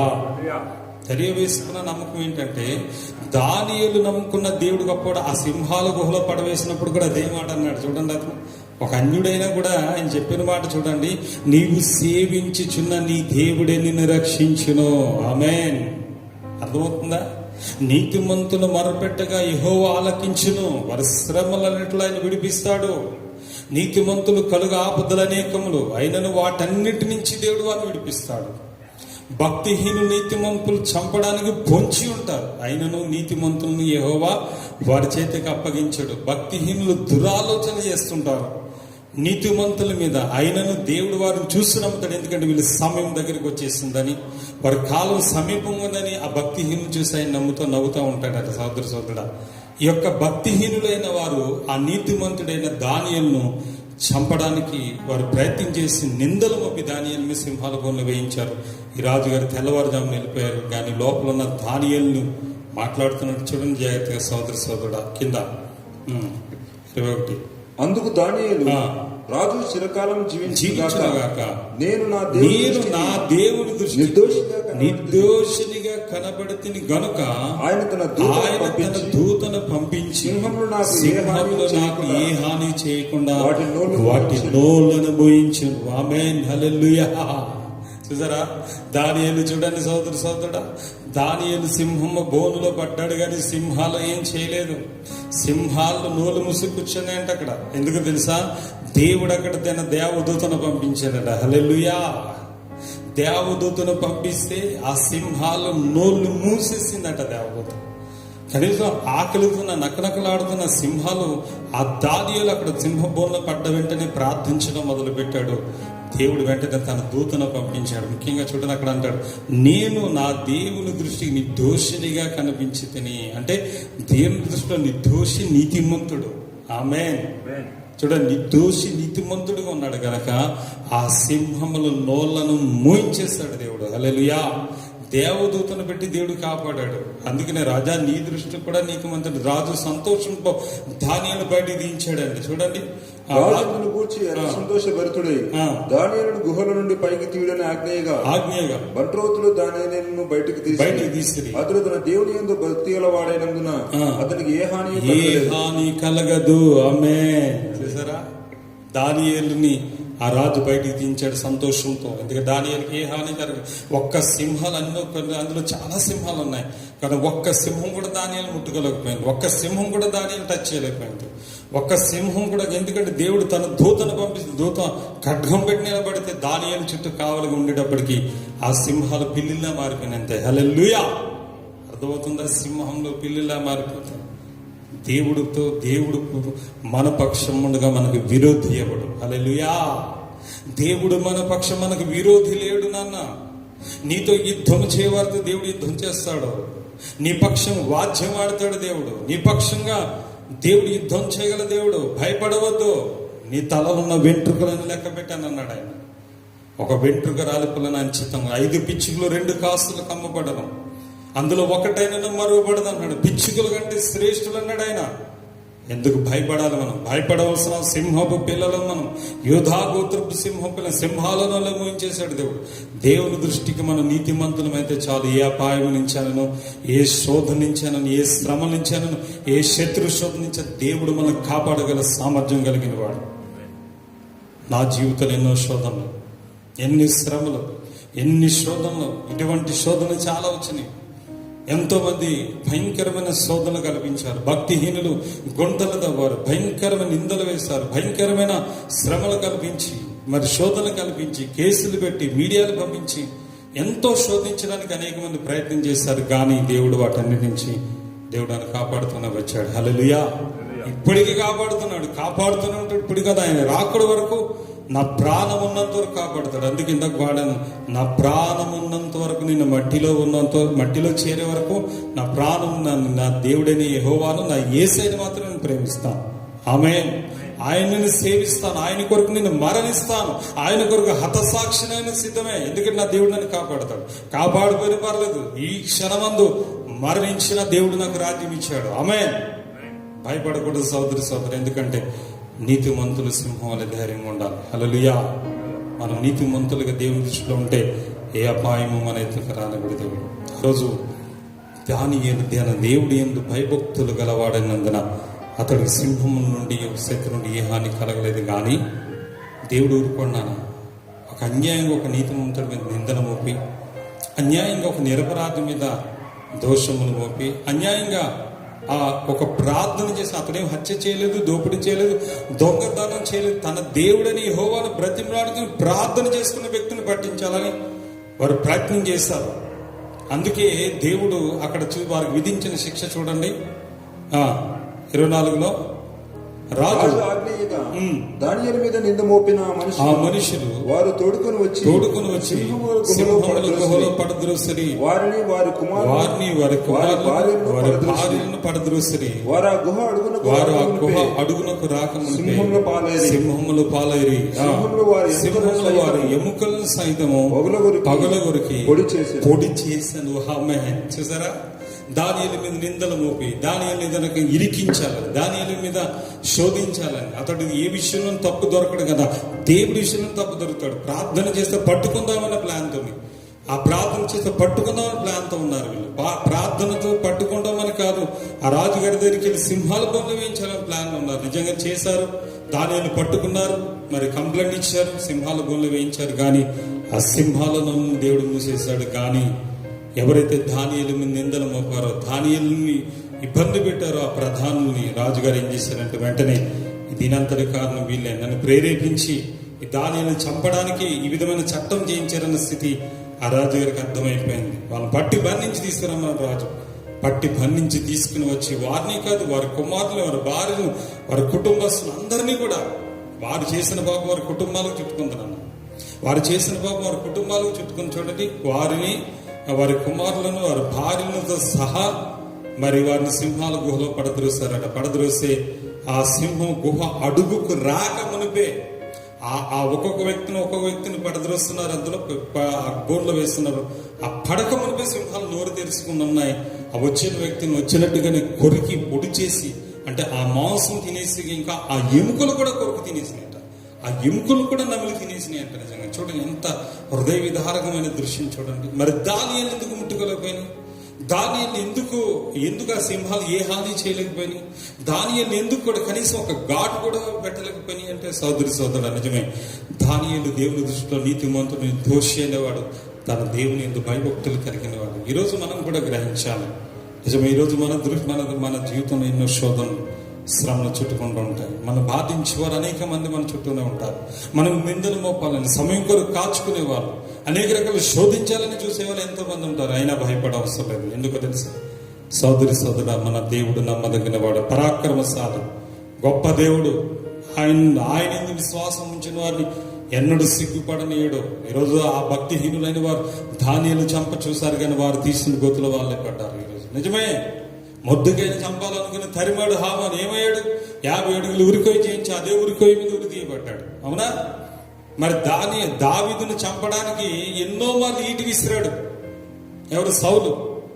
ఎన్నోసార్లు ఈటి విసిరి దావీదుని చంపడానికి చాలా ప్రయత్నం చేశాడు. కానీ ఒక రోజున అదే ఈటి మీద పడి తన ప్రాణం తీసుకున్నాడు సౌలు. హల్లెలూయా.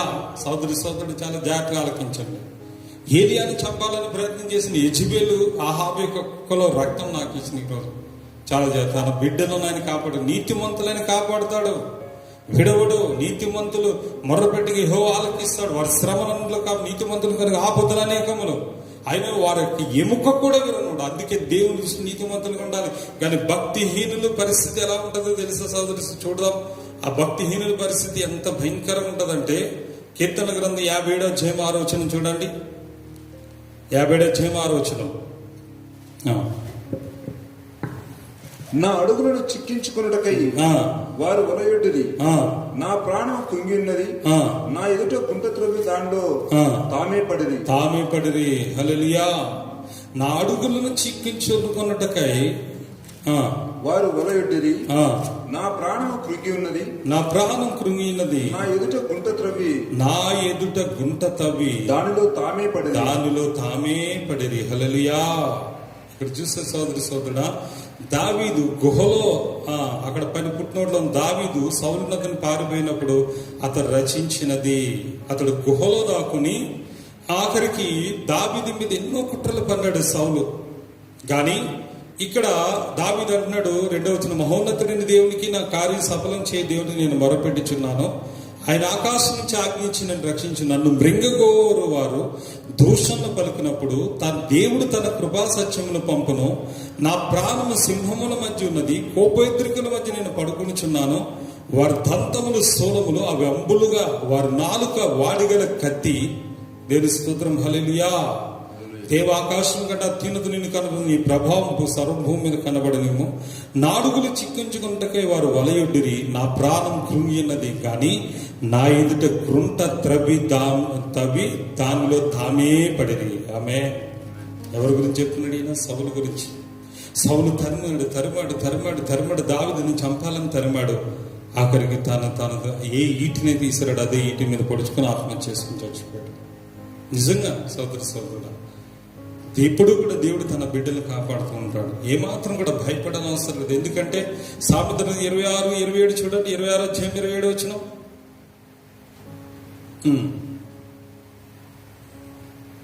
26 అధ్యాయము 27 వచనం. గుంటను త్రవ్వువాడే దానిలో పడును. రాతిని పొర్లించి వాడి మీదికి అది తిరిగి వచ్చును. ఆమేన్. హల్లెలూయా.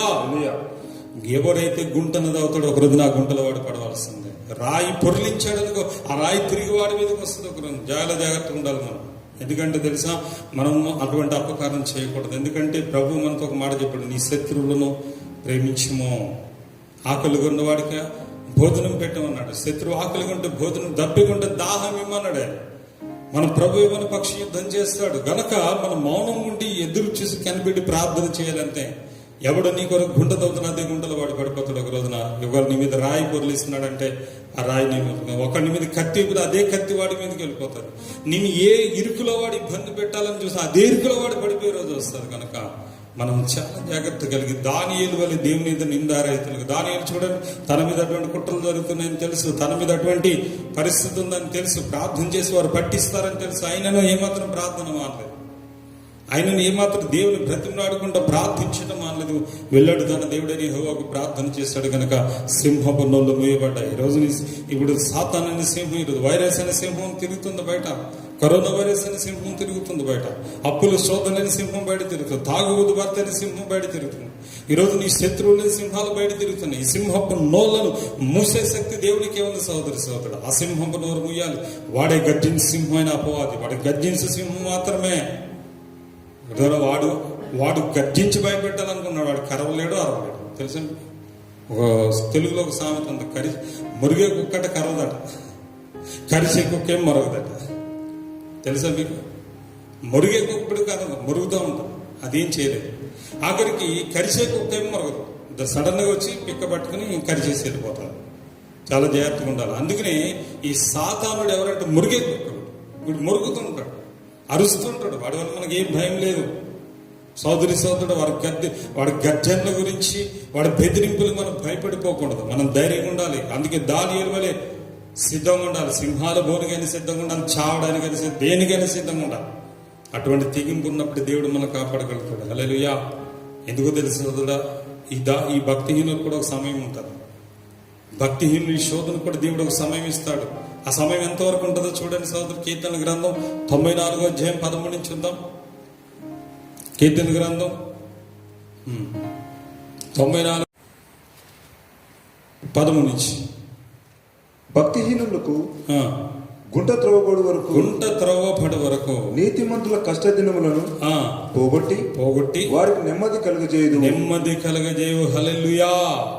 ఈ భక్తిహీనులకు గుంట త్రవ్వబడు వరకు నీతిమంతుల కష్ట దినములు పోగొట్టి వారికి నెమ్మది కలగజేయవు. అంటే దీనికి అర్థం ఏంటంటే, ఈ భక్తిహీనులకు గుంట తవ్వబడుతుంది ఖచ్చితంగా. ఈ గుంట తవ్వబడే సమయం వరకు ఈ భక్తిహీనులు నీతిమంతులు ఏం చేస్తారంటే నెమ్మదొచ్చరు. వాడికి ఆ శిక్ష వచ్చే వరకు నెమ్మది ఉంది. ఆ శిక్ష ఆ దేవుడు ఆ గుంట తవ్వి ఆ గుంటలో వాడిని వేసే వరకు కూడా ఈ నీతిమంతుని వాడు శోధిస్తూనే ఉంటాడు. ఈ నీతిమంతుడికి నెమ్మది ఉండదు. ఈ నీతిమంతుడి సమాధానం లేకుండా చేస్తాడు. ఈ నీతిమంతుని నిద్రపోకుండా చేస్తాడు. ఈ నీతిమంతుని శోధిస్తూ ఉంటాడు. కానీ ఒక రోజున భక్తిహీనుడికి గుంట తవ్వబడ్డ తర్వాత ఆ నీతిమంతుడికి విడుదలైపోద్ది. హల్లెలూయా.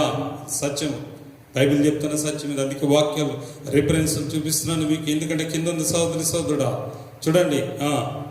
యెహోవా తన ప్రజలను ఎడబాయివాడు కాడు, తన స్వాస్థ్యమును విడనాడు వాడు కాడు. హల్లెలూయా. తన ప్రజల్ని మాత్రం దేవుడు విడిచిపెట్టడం.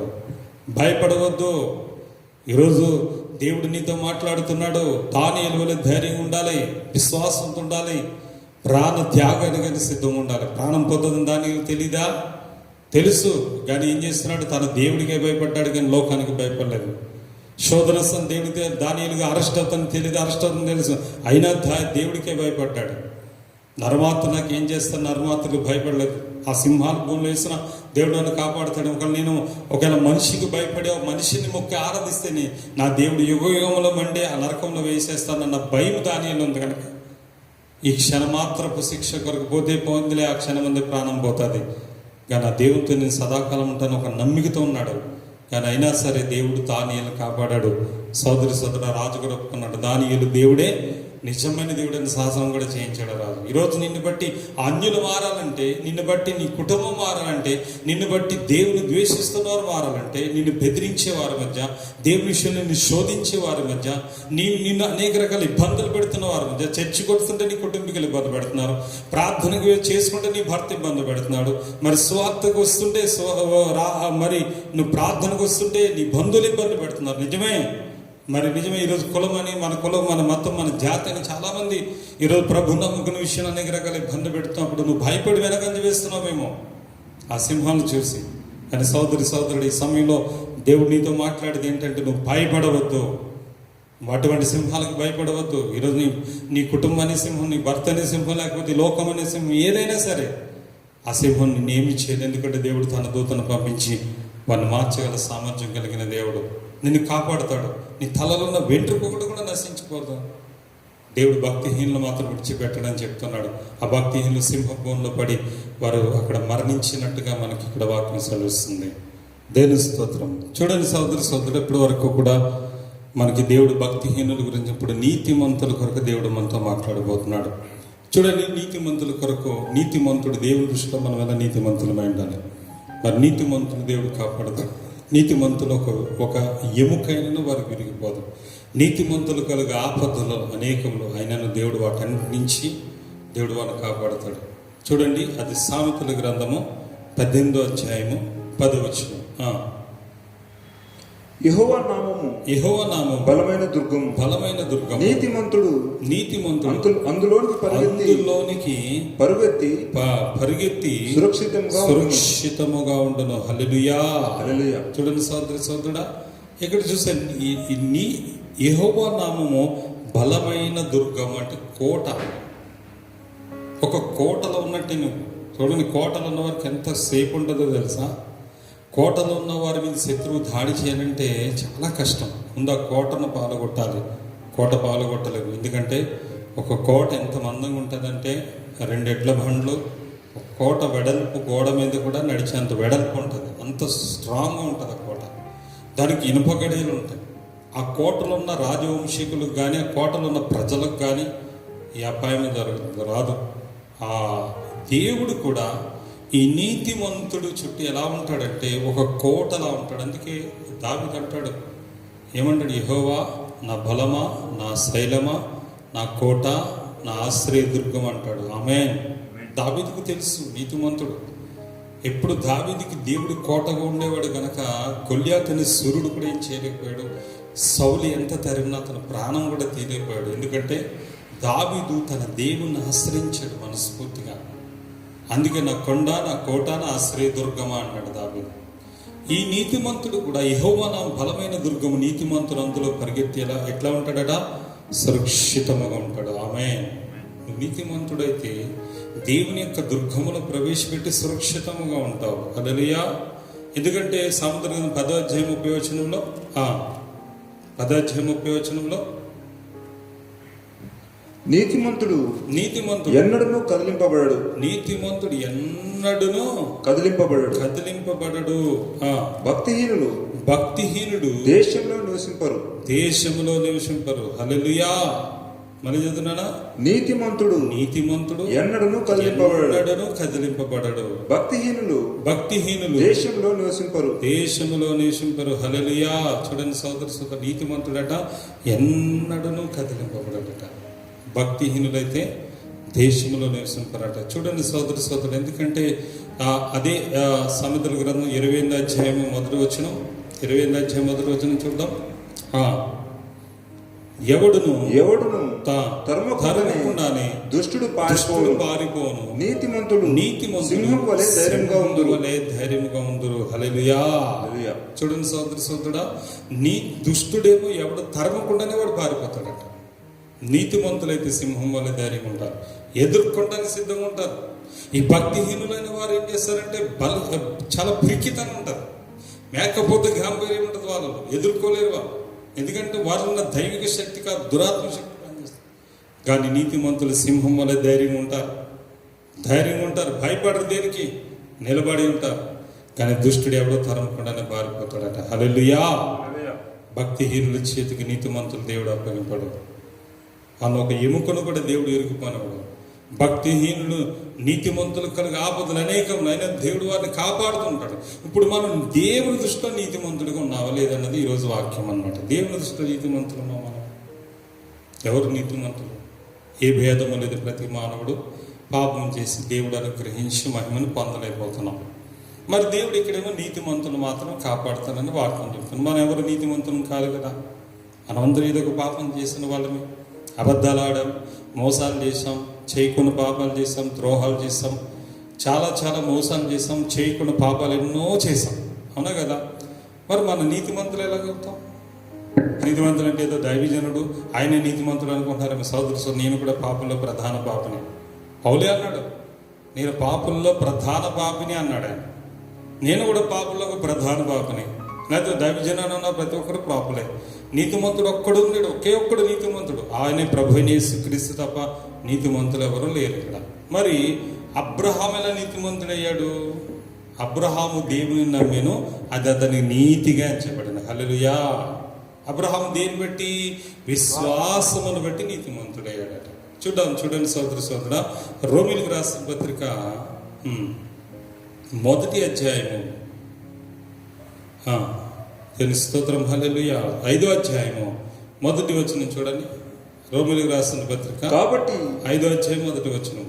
విశ్వాస మూలమున చూడండి, కాబట్టి విశ్వాస మూలమున మనము నీతిమంతులుగా తీర్చబడి మన ప్రభు అయిన యేసుక్రీస్తు ద్వారా దేవునితో సమాధానం కలిగి ఉందాము. ఆమేన్. హల్లెలూయా. నువ్వు ఇప్పుడు నీతిమంతుడు ఎలా అవుతావు అని అంటే, నీవు నీతిమంతుడు అవ్వాలంటే ముందుగా పాపమైన నీవు యేసు ప్రభు దగ్గరికి రావు. ప్రభు అయిన యేసుక్రీస్తు వారి యొద్దకు వచ్చి యేసు ప్రభు నామంలో నీవు చేసిన ప్రతి పాపం బట్టి పశ్చాత్తాపడి క్షమాపణ అడిగి నీ పాపమంతా ఒప్పుకొని కడుక్కోవాలి. హల్లెలూయా. ఆయన మీద విశ్వాసం ఉంచాలి. ఆయన నా రక్షకుడు, ఆయన దేవుని యొక్క అద్వితీయ కుమారుడు, ఆయన నా పాపముల కొరకు ఈ లోకంలోకి వచ్చాడు, ఆయన నా పాపములన్నీ సిలువ మ్రానులో భరించి నా కొరకు మరణించాడు, ఆయన కొరడాలతో కొట్టబడి ముళ్ళ కిరీటం పెట్టబడి పక్కలో పొడబడి ఆయన శ్రమ నుండి మేకులు పొంది నా కొరకు రక్తం చిందించి మరణించి నా కొరకు చనిపోయి తిరిగి లేపబడ్డాడన్న ఒక విశ్వాసం ఉంటుంది. చూసావా? నీవు ఎప్పుడైతే యేసుక్రీస్తు నామముగా నువ్వు విశ్వాసం ఉంచుతావో, మనము విశ్వాసమును బట్టి నీతిమంతులుగా తీర్చబడతాం. ప్రభు అయిన యేసుక్రీస్తు ద్వారా దేవునితో మనం సమాధానం కలిగి ఉంటాం. హల్లెలూయా, హల్లెలూయా. ఎందుకంటే 9వ వచనం కూడా యేసు ద్వారానే కాదు, యేసు రక్తం ద్వారా కూడా నీతిమంతుడివే. కాబట్టి ఆయన రక్తం వలన ఇప్పుడు నీతిమంతులుగా తీర్చబడి మరింత నిశ్చయం ఆయన ద్వారా ఉగ్రత నుంచి రక్షింపబడదు. ఆమేన్. హల్లెలూయా. ఇప్పుడు మీకు అర్థమవుతుంది అనుకున్నాను. అక్కడ చూస్తే కీర్తన గ్రంథంలో దేవుడు నీతిమంతుల్ని రక్షిస్తాడు, భక్తిహీనుని శిక్షిస్తాడు అన్నట్టు ఉంది ఇక్కడ. కానీ ఈ క్రొత్త నిబంధన కాలంకి వచ్చినప్పుడు నువ్వు ఎంత పాపి అయినా సరే, ఎంత భక్తిహీనుడు అయినా సరే, లేదా ఎంత దుర్మార్గుడు అయినా సరే, నువ్వు యేసు ప్రభు దగ్గరికి రావాలి. యెహోవా నా బలమైన దుర్గము, నీతిమంతుడు అందులో పరిగెత్తి ప్రవేశించి సురక్షితంగా ఉంటాడంటే అర్థం ఏంటంటే యేసయ్య దగ్గరికి నువ్వు రావాలి. యేసయ్య శిలువలో వేలాడుతున్న ప్రభు అయిన యేసు క్రీస్తు వైపు చూసి నీ ప్రతి పాపం ఒప్పుకొని ఆయన నామ విశ్వాసం ఉంచుతారు, నువ్వు నీతిమంతుడు అవుతావు. పైగా ఆయన శిలువలో కాచిన రక్తం ద్వారా, ఆ రక్తం ద్వారా నీ ప్రతి పాపము కడగబడితే నువ్వు కృప ద్వారా నువ్వు నీతిమంతుడిగా తీర్చబడి నువ్వు రాబో మహా ఉగ్రత నుంచి, ఆ భయంకరమైన సింహంలో బోననే ఆ నరకము నుంచి నువ్వు తప్పింపబడతావు. ఇది దేవుని చిత్తం. హల్లెలూయా. అంటే మనం నీతిమంతులు అవ్వాలంటే ఇప్పుడు ఏదో నీతి క్రియలు చేయవలసిన లేదు, కానీ మనం చేయాల్సింది ఒకటే సోదరుడా, మన పాపపు జీవితాన్ని మార్చుకోవాలి, పాప బ్రతుకును మార్చుకోవాలి, పాపపు జీవితాన్ని ప్రభుకు అప్పచెప్పాలి. నువ్వు చేస్తున్న ప్రతి పాపాన్ని బట్టి ఇప్పటికైనా పశ్చాత్తాపడాలి, పశ్చాత్తాపడి దేవుని దగ్గర ఒప్పుకోవాలి. నువ్వు చేస్తున్న ప్రతి పాపం బట్టి పశ్చాత్తాపడి ఎప్పుడైతే నువ్వు ప్రార్థన చేస్తున్నావో ప్రభు కృపామయుడు, ఖచ్చితంగా దేవుడు నిన్ను ఎంత పాపి అయినా సరే ఈ క్షణమంది దేవుడు యేసయ్యని నిన్ను నీతిమంతుడిగా మార్చడానికి ఆయన సిద్ధంగా ఉన్నాడు. అందుకే తన రాకడ ఆలోచన చేస్తున్నాడేమో. నిజమే, నీతిమంతుడి కలుగు ఆపదలన్నీ అయినా నీ దగ్గరకు రావు. ఏ తెగులుని కూడా నిజం, కరోనా వైరస్ లోకమంతా నేను మాత్రం నీ కుటుంబాన్ని తాగదు. ఎందుకంటే దేవుని దృష్టిలో నువ్వు ఎలా ఉన్నావు? నీతిమంతుడు. ఏ విధంగా నీ దేని బట్టి? నీ శరీర క్రియలు బట్టి కాదు, నీ పరిశుద్ధత బట్టి కాదు, లేకపోతే నువ్వేది చేసిన మంచి పనులు బట్టి కాదు, నీ విశ్వాసమును బట్టి. ఆమేన్. విశ్వాసమును బట్టే నీతిమంతుడిగా తీర్చబడుతున్నాను. నీ విశ్వాసమును బట్టి నీతిమంతుడిగా తీర్చబడతావు. నిజంగా కొంతమంది విశ్వాసాల గురించి, నీతిమంతులు తీర్చబడ్డ వారి గురించి ఇక్కడ రాయబడి ఉంది. అదే యాకోబు రాసిన పత్రికలో 2వ అధ్యాయము 25వ వచనం చూడండి. యాకోబు రాసిన పత్రిక 2వ అధ్యాయం 25వ వచనం. అటువలనే రహాబను వేశ్య కూడా దూతలను చేర్చుకుని వేరొక మార్గంలో వారిని వెలుపలకు పంపివేసినప్పుడు క్రియల మూలంగా నీతిమంతురాలని ఎంచబడింది. ఆమేన్. హల్లెలూయా.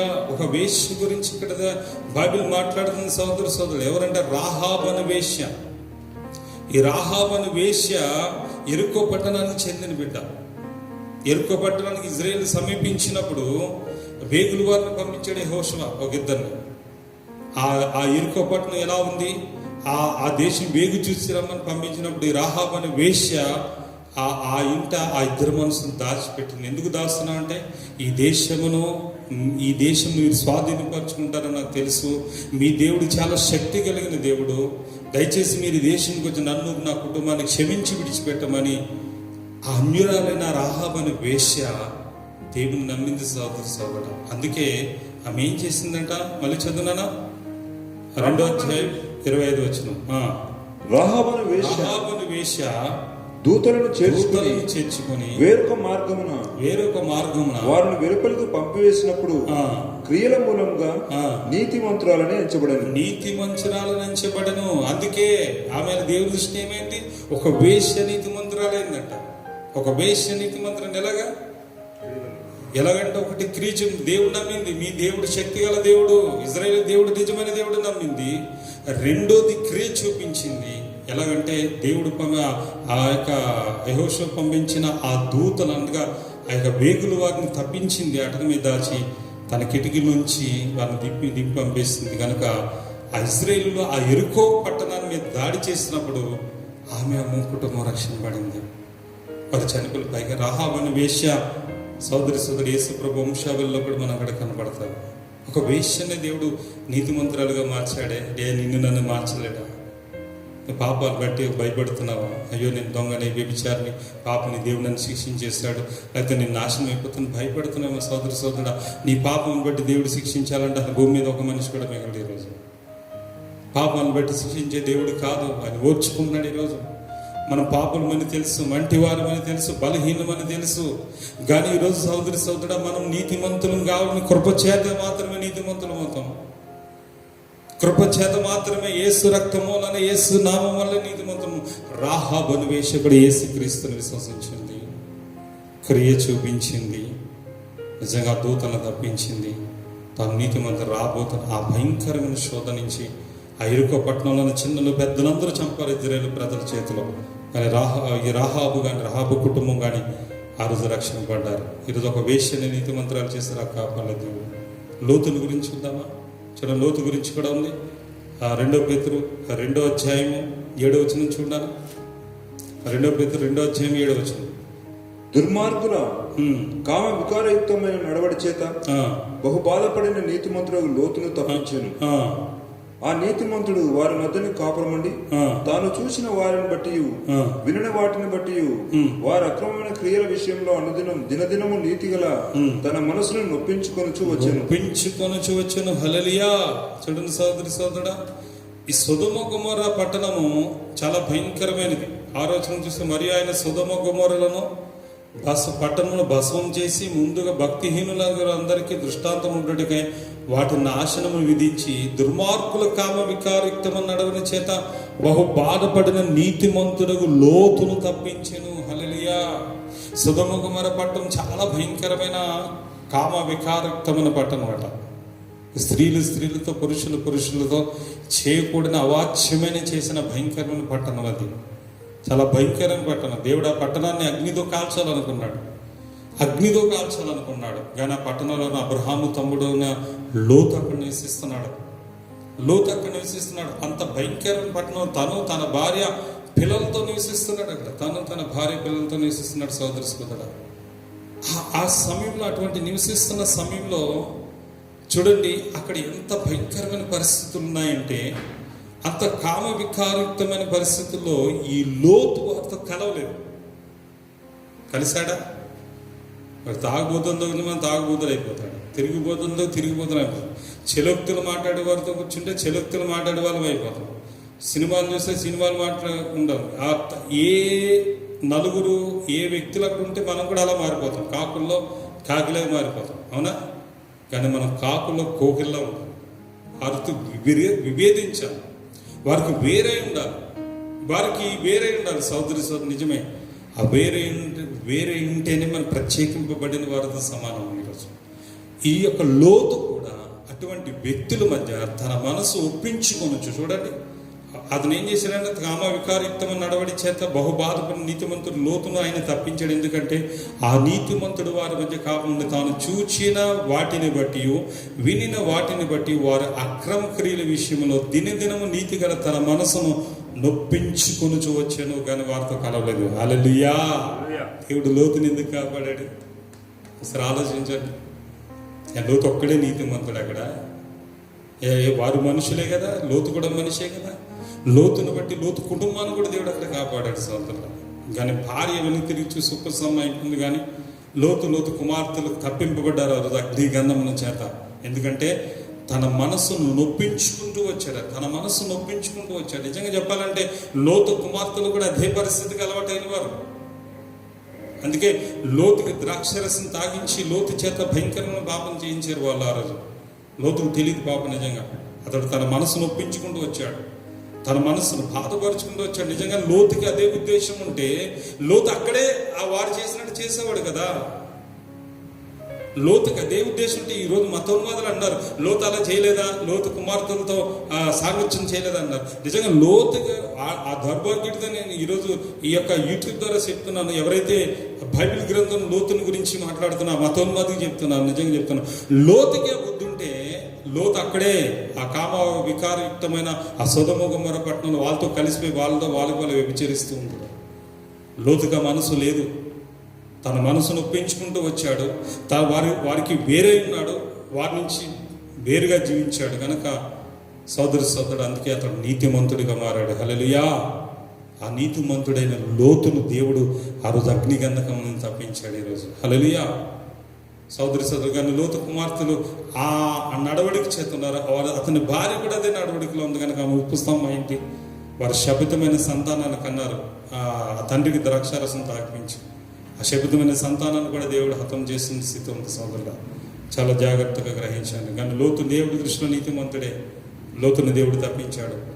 ఈరోజు నువ్వు కూడా నీతిమంతుడు ఉంటే నేను సింహాల బోనైన దేవుడు తప్పిస్తాడు.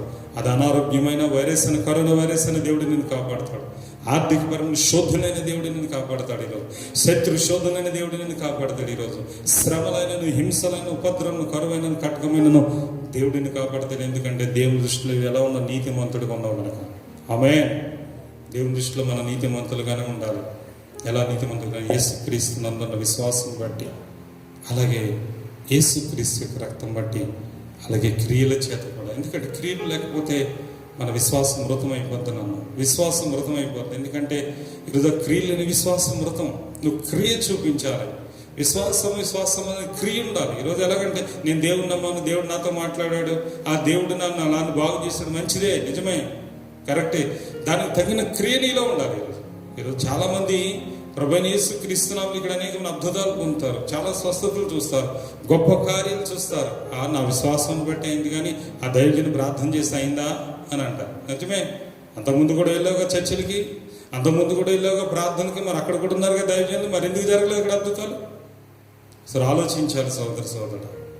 పరిశుద్ధాత్మ దేవుడు ఉన్న చోటనే ఆ దేవుని మోషే ప్రార్థన చేస్తేనే అక్కడ ఎర్ర సముద్రం పాయలైంది. మోషే అక్కడ లేరా? మోషే అభిషేకించిన వాళ్ళు పెద్దలు లేరా? అహరోన్ లేడా? మరి వారు ప్రార్థన చేశారా? మరి అక్కడ యేసుప్రభు శిష్యులు కూడా ప్రార్థించిన కార్యం జరగలేదు. కానీ యేసుప్రభు ప్రార్థిస్తేనే అక్కడ దురాత్మలు ఉంది. సోదరు, ఒక్కసారి మీరు జ్ఞాపకం చేసుకోండి. మనం నీతిమంతులుగా ఉంటే దేవుడు ఖచ్చితంగా మొరాలి. నీతిమంతుల మొర ఆయన ఎప్పుడు కూడా త్రోసివేయుడు. నీతిమంతుల ప్రార్థన ఆయన ఆలకిస్తాడు. యేసునామమున ఇప్పుడు నీతిమంతుడిగా ప్రభునామమున ప్రార్థన చేసి నిజం చెప్తున్న కృప చేత నీతిమంతుని, నేను ఆయన ప్రేమ చేత నీతిమంతుని. ఈరోజు ఆయన మీద విశ్వాసం బట్టి నీతిమంతుడు. మీరందరూ నీతిమంతులే. ఈరోజు ప్రభునామములో విశ్వాసం ఉంచిన మీరందరూ నీతిమంతులు. ఈరోజు ఆయన రక్తంలో కడగబడి మనం అందరూ నీతిమంతులమే. ఈరోజు సింహములు నిన్ను ఏమీ చేయలేవు. ఆ సింహాల నోళ్ళను మూసేయడానికి ఈరోజు దానియేలుని కాపాడినట్టుగా దేవుడిని కాపాడడానికి సిద్ధంగా ఉన్నాడు. దేని స్తోత్రం, హల్లెలూయా. సోదరుడు చూడండి, ఇంకా ఆఖరికి ఇంకో వచనం చెప్పి నేను ముగించేస్తాను. మరి సిద్ధంగా ఉన్న దేవునికి స్తోత్రం. ఎందుకంటే మొదటి పేతురు 3:12 చూద్దాం. మొదటి పేతురు 3:12 చూసి ముగించేసుకుందాం. ప్రభు కన్నులు నీతిమంతుల మీదను, చూడండి, నీతిమంతుల మీద ఆయన చెవులు వారి ప్రార్థనల వైపును ఉన్నవి. ఆమేన్. చూడండి, ప్రభు కన్నులు ఎవరి మీద ఉన్నాయట? నీతిమంతుల మీదను ఆయన చెవులు వారి ప్రార్థనల వైపు ఉన్నవి, కానీ ప్రభు ముఖము కీడు చేయవారికి మీకు విరోధముగా ఉంది. హల్లెలూయా. చూసారా? ఒక్కసారి చాలా జాగ్రత్తగానండి. ప్రభు కన్నులు నీతిమంతుల మీద మాత్రం ఉన్నాయి, భక్తిహీనుల మీద లేవు, కీడు చేసే వారి మీద లేవు. నువ్వు దేవుడి దృష్టిలో నీతిమంతుడువా లేదా చూసుకో. ఒకసారి నీ క్రియలో దేవుడికి ఇష్టమైన ఉండాలో చూసుకో. నీ విశ్వాసం దేవుని మీద పరిపూర్ణంగా ఉన్నదో లేదో చూసుకో.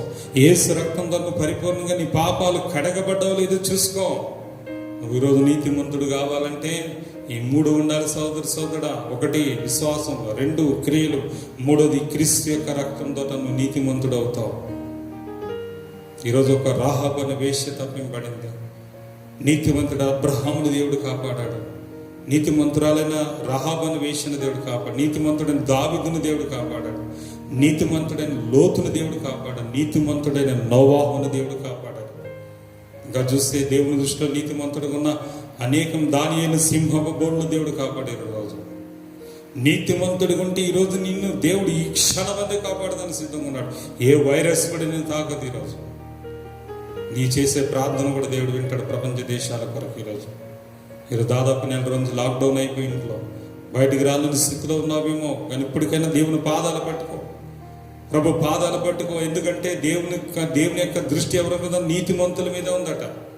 ఆయన చెవులు ఎవరి కొరకు ఉన్నాయట? ఆయన చెవులు వారి ప్రార్థన వైపే ఉన్నవి, కానీ ప్రభువు ముఖము కీడు చేయవారికి విరోధముగా ఉన్నది. ఆమేన్. చూడండి, మీరు మంచి విషయం ఆసక్తి గలవారైతే మీకు హాని చేయబడి ఎవడం లేడు. హల్లెలూయా.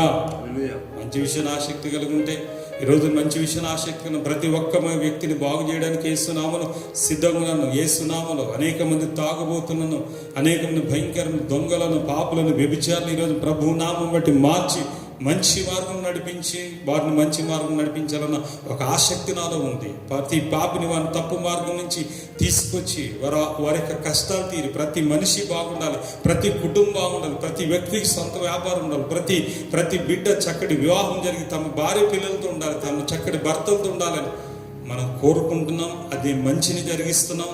ఇతరులకు మంచి చేయడానికి ప్రయత్నిస్తున్నప్పుడు మనకు హాని చేసేవారు. కీడు చేస్తే కీడు తప్పకరా రాక తప్పదు. మనం ఎవరికైనా కీడు చేస్తే కీడు వస్తుంది గ్యారంటీగా. గుంట తవ్వితే మనకి ఒక రోజు గుంట తవ్వబడుతుంది. ఆఖరికి నువ్వు ఏది రాయి పొర్లిస్తే రాయి మన మీదకి వస్తుంది. కానీ మంచి చేయడానికి నువ్వు సిద్ధంగా ఉన్నప్పుడు నువ్వు దేనికి భయపడవలసిన దాని ధైర్యంగా ఉండవు. హల్లెలూయా. ఎందుకంటే మంచి విషయం ఆసక్తి కలిగిన వాడు మీకు ఎవడు హాని చేయడు. ఎందుకంటే మీరు ఒక నీతి నిమిత్తము శ్రమ పడినను ధన్యులే వారి బెదిరింపులకు మీరు భయపడకుడి కలవరపడకుడి. ఆమేన్. హల్లెలూయా.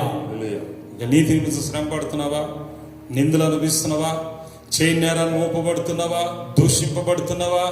బెదిరింపబడుతున్నా? భయపడుకో, సంతోషించి గంతులు. ఎందుకంటే నీ శత్రువులు ఎదుట నీకు భోజనం సిద్ధం చేయడానికి ఈరోజు దేవుడు సిద్ధంగా ఉన్నాడు. నూనెతో నీ తల అంటడానికి దేవుడు సిద్ధంగా ఉన్నాడు. ఈరోజు నిన్ను హెచ్చించడానికి సిద్ధంగా ఉన్నాడు. ఏ బెదిరింపు భయపడవలసిన అవసరం. నీతిమంతుడు సింహం వలె ధైర్యం ఉంటాడు. ఎట్లా ఉంటాడట? నీతిమంతులు ఎలా ఉంటారు? దేనికి స్తోత్రం కలుగును గాక. ఇందాక చూసాము, దుష్టుడు ఎవరు తరమకుండానే పారిపోతాడు. నీతిమంతుడు ఎలా ఉంటాడు? సింహం వలె ధైర్యం. సామెతలు 28వ అధ్యాయం మొదటి వచనం ఇందాక మనం చదువుకున్నాం. దుష్టుడు ఎవరు తరమకుండానే పారిపోతాడట. నీతిమంతుడు ఎలా ఉంటాడు? సింహం వలె ధైర్యంగా ఉంటాడు. మరి నీతిమంతుడు ఉంటావా? భక్తిహీనులుగా ఉంటావా? నీతిమంతురాలుగా ఉంటారా? అహాబను వేశ్యవా? నీతిమంతురాలుగా ఉంది, నువ్వు భక్తిహీనురాలుగా ఉంటావు. ఒకసారి ఆలోచించి ఈ దినాన్ని బట్టి మరి దేవుడు ఈ శుక్రవారం వాగ్దానం మరి యొక్క దినాన్ని దేవుడు మీతో మాట్లాడిన వాక్యం బట్టి దేవుని దృష్టిలో మనమందరం నీతిమంతులుగా కనపడాలి. దానిలో అంటాడు, నేను నా దేవుని దృష్టికి నిర్దోషిగా నీతిమంతుడిగా కనపడితేనే గనక దేవుడు తన దూతను పంపించి నన్ను రక్షించాడు. భక్తిహీనులు మరి నీతిమంతులు చంపడానికి వారు అనేకమైన ప్రయత్నాలు చేస్తారు. అయినను దేవుడు వారిని వారి చేతికి అప్పగింపాడు. ఆమేన్. తర్వాత భక్తిహీనులు దురాలోచన చేస్తారు. దేవుడు వారిని చూసి నవ్వుతాడు. ఎందుకంటే వాడి సమయం దగ్గరలో ఉందని. చాలా జాగ్రత్త. భక్తిహీనుడు గాలికి చెదరగొట్టు కొట్టి అలా ఉంటారు. నీతిమంతుల సభలో దుష్టులు నిలుస్తారా? దుష్టులు నిలుస్తారు చెప్పండి. చూడండి, కీర్తన గ్రంథం 1వ అధ్యాయం దావీదు గారు ఏమన్నారు చూడండి. స్తోత్రం. కీర్తన గ్రంథం 1వ అధ్యాయం 1 నుంచి. దుష్టుల ఆలోచన చెప్పున నడవక, పాపుల మార్గంలో నిలవక, అపహాసకులు కూర్చుండు చోటును కూర్చుండక, యెహోవా ధర్మశాస్త్రం నందు ఆనందించుచు ధన్యుడు. అతడు నీటి కాలువలో ఎవరు ఆకువాడక తన కాలం ముందు ఫలమిచ్చే చెట్టు వలె ఉండును. అతడు చేయనంతయు సఫలమగును. దుష్టులు అలాగా ఉండక గాలి చెదరగొట్టు పొట్టు వలె ఉందురు. కాబట్టి న్యాయ విమర్శలో దుష్టులను నీతిమంతుల సభలో పాపులు నిలవరు. నీతిమంతుల మార్గము యెహోవాకు తెలియను, దుష్టుల మార్గము నాశనమునకు నడుపును. ఆమేన్. చూడండి, న్యాయ విమర్శలు దుష్టులు, నీతిమంతుల సభలో పాపులు నిలవజాలరు. నీతిమంతుల మార్గం యెహోవాకు తెలుసు. జాగ్రత్త. దుష్టుల ఆలోచన చెప్పినాడు. ఒక అపహాసులు పాపుల మార్గం నిలవక, అపహాసులు కూర్చున్న చోటు యెహోవా ధర్మం దివారాత్రం ధ్యానించి ఉంటే నువ్వు నీటి కాలను వారు నాటబడిన చెట్టు వలె ఉంటావు. నువ్వు చేసేదంతా సఫలమవుతుంది, ఫలిస్తావు. వారికి వేరే ఉండాలి. నీతిమంతుడైన నోవాహు వేరే ఉన్నాడు కనుక జలప్రలయం నుంచి తప్పింపడ్డాడు. నీతిమంతుడైన లోతు వేరే ఉన్నాడు కనుక ఆ భయంకరమైన అగ్నిప్రలయం నుంచి సొదొమ గొమొర్రా పట్టణం తప్పింపడ్డాడు. యెరికో పట్టణం మీదకి యుద్ధం వచ్చినప్పుడు రహాబు అనే వేశ్య తప్పింపబడింది. అబ్రహాము నీతిమంతుడు కనుక ఎన్నో ప్రమాదాల నుంచి దేవుడు అతను కాపాడాడు. మరి దానియేలు నీతిమంతుడు కనుక సింహాల బోన్ నుంచి కాపాడాడు. ఈరోజు నేను కాపాడాను. ఈరోజు దేవుని దృష్టిలో మన నీతిమంతుడు ఉంది. ఒకవేళ ఈ సమయం అంతా నీ ప్రభు మీద పరిపూర్ణ విశ్వాసం లేదేమో, ఒకసారి మనం అందరం ప్రార్థన చేద్దాం. ఈ సమయంలో మనందరం ప్రభు దగ్గర పొందాం. దేవుడు తన ఇంట్లో కొద్ది మాటలు దీవించను గాక. ఆమేన్. మరి వాక్యం ద్వారా మరి దేవుడు ఎంతమందితో మాట్లాడారు, వారందరూ కూడా మీ అందరితో మాట్లాడాడు. మనందరితో దేవుడు మాట్లాడాడు. ఈరోజు నిజమే, మనందరూ దేవుని దృష్టి నీతిమంతులుగా ఉన్నాం, కానీ భక్తిహీనులుగా ఉండొద్దు. భక్తిహీనుల మార్గం దేవునికి, నీతిమంతుల మార్గమే దేవునికి తెలుసు. నీతిమంతులు మొరపెట్టిన దేవుడు వారిని కాపాడుతాడు. వారి యొక్క ప్రతి పరిస్థితిలోనూ దేవుడు కాపాడుతాడు. నీతిమంతుల్ని శోధించిన చంపచూసేవారు అనేకులు, కానీ యెహోవా వారి చేతికి వారిని అప్పగించడు. మీరు నీతిమంతులను కాపాడు దేవుడు, మన దేవుడు యేసయ్య. సింహపు బోన్ నుంచి దానియేలును కాపాడాడు. నీతిమంతుడైన లోతును కాపాడాడు. నీతిమంతుడైన రాహాబును వేశ్యను దేవుడు కాపాడాడు. నీతిమంతుడైన నోహును దేవుడు కాపాడాడు. నీతిమంతుడైన అబ్రహాము దేవుడు కాపాడాడు. నీతిమంతుడైన దావీదును దేవుడు కాపాడాడు. ఏలియాను దేవుడు కాపాడాడు. ఇలా చూస్తే బైబిల్ని అపోస్తున్న దేవుడు కాపాడాడు. పౌలును దేవుడు కాపాడాడు. ఈరోజు నిన్ను నన్ను కాపాడుతాడు. ప్రార్థించుకుందాం. దేవుడు ఇచ్చిన వాక్యం బట్టి ప్రార్థన. మహాగణుడైన తండ్రి, మహోన్నతుడైన ప్రభా, నీ పరిశుద్ధమైన నామమునకు లెక్కలేని స్తోత్రములు, వందనములు తండ్రి. ఈరోజు ప్రభా, మీ దాసుడైన తండ్రి, మనదిగో తండ్రి నాయన, మా దాసుని ద్వారా తండ్రి, మా దైవజనం ద్వారా మీరు చక్కటి వాక్యం మాట్లాడేందుకు నీకు వందనాలు. ఈరోజు నిజం ప్రభా, నువ్వు సెలవిచ్చావు తండ్రి, నీతిమంతులు మరొకటికి ఎగవ ఆలకించును. ఆయన వారి శ్రమలన్నింటిలోంచి ఆయన విడిపిస్తాడు. నీతిమంతులు కలుగుల ఆపదలు అనేకములు, ఆయనను వాటి నుంచి యెహోవాను కాపాడుతాడు. నాయన నీతిమంతులు ఒక ఎముకైనను విరిగిపోతున్నా ప్రభా. ఆయన భక్తిహీన నీతిమంతులు చంప చూస్తారు, ఆయనను దేవుడు యెహోవా చేతికి వారిని అప్పగించడం తండ్రి. అందుకు భక్తిహీన నీతిమంతులు దురాలోచన చేస్తారు, దేవుడు వారిని చూసిన అవుతాడింది. భక్తిహీనులకు గుండెతో పడే వరకు, నీతిమంతులు కష్ట దినంలో పోగొట్టే వరకు నెమ్మది కలగదన్నావు ప్రభా. నీతిమంతులు ప్రభా ఈ రోజున అతని సింహముల ధైర్యంగా ఉంటారు, కానీ భక్తిహీనుడు తండ్రి తన గుండె తవ్వుకుని ఆ గుండెలోనే పడిపోతాడు ప్రభా. రాయిని పొరలించి రాయి వాడి మీదకి వస్తుందని ఈరోజు నేను చక్కటి దానియేలు వాక్యాన్ని మాట్లాడాను.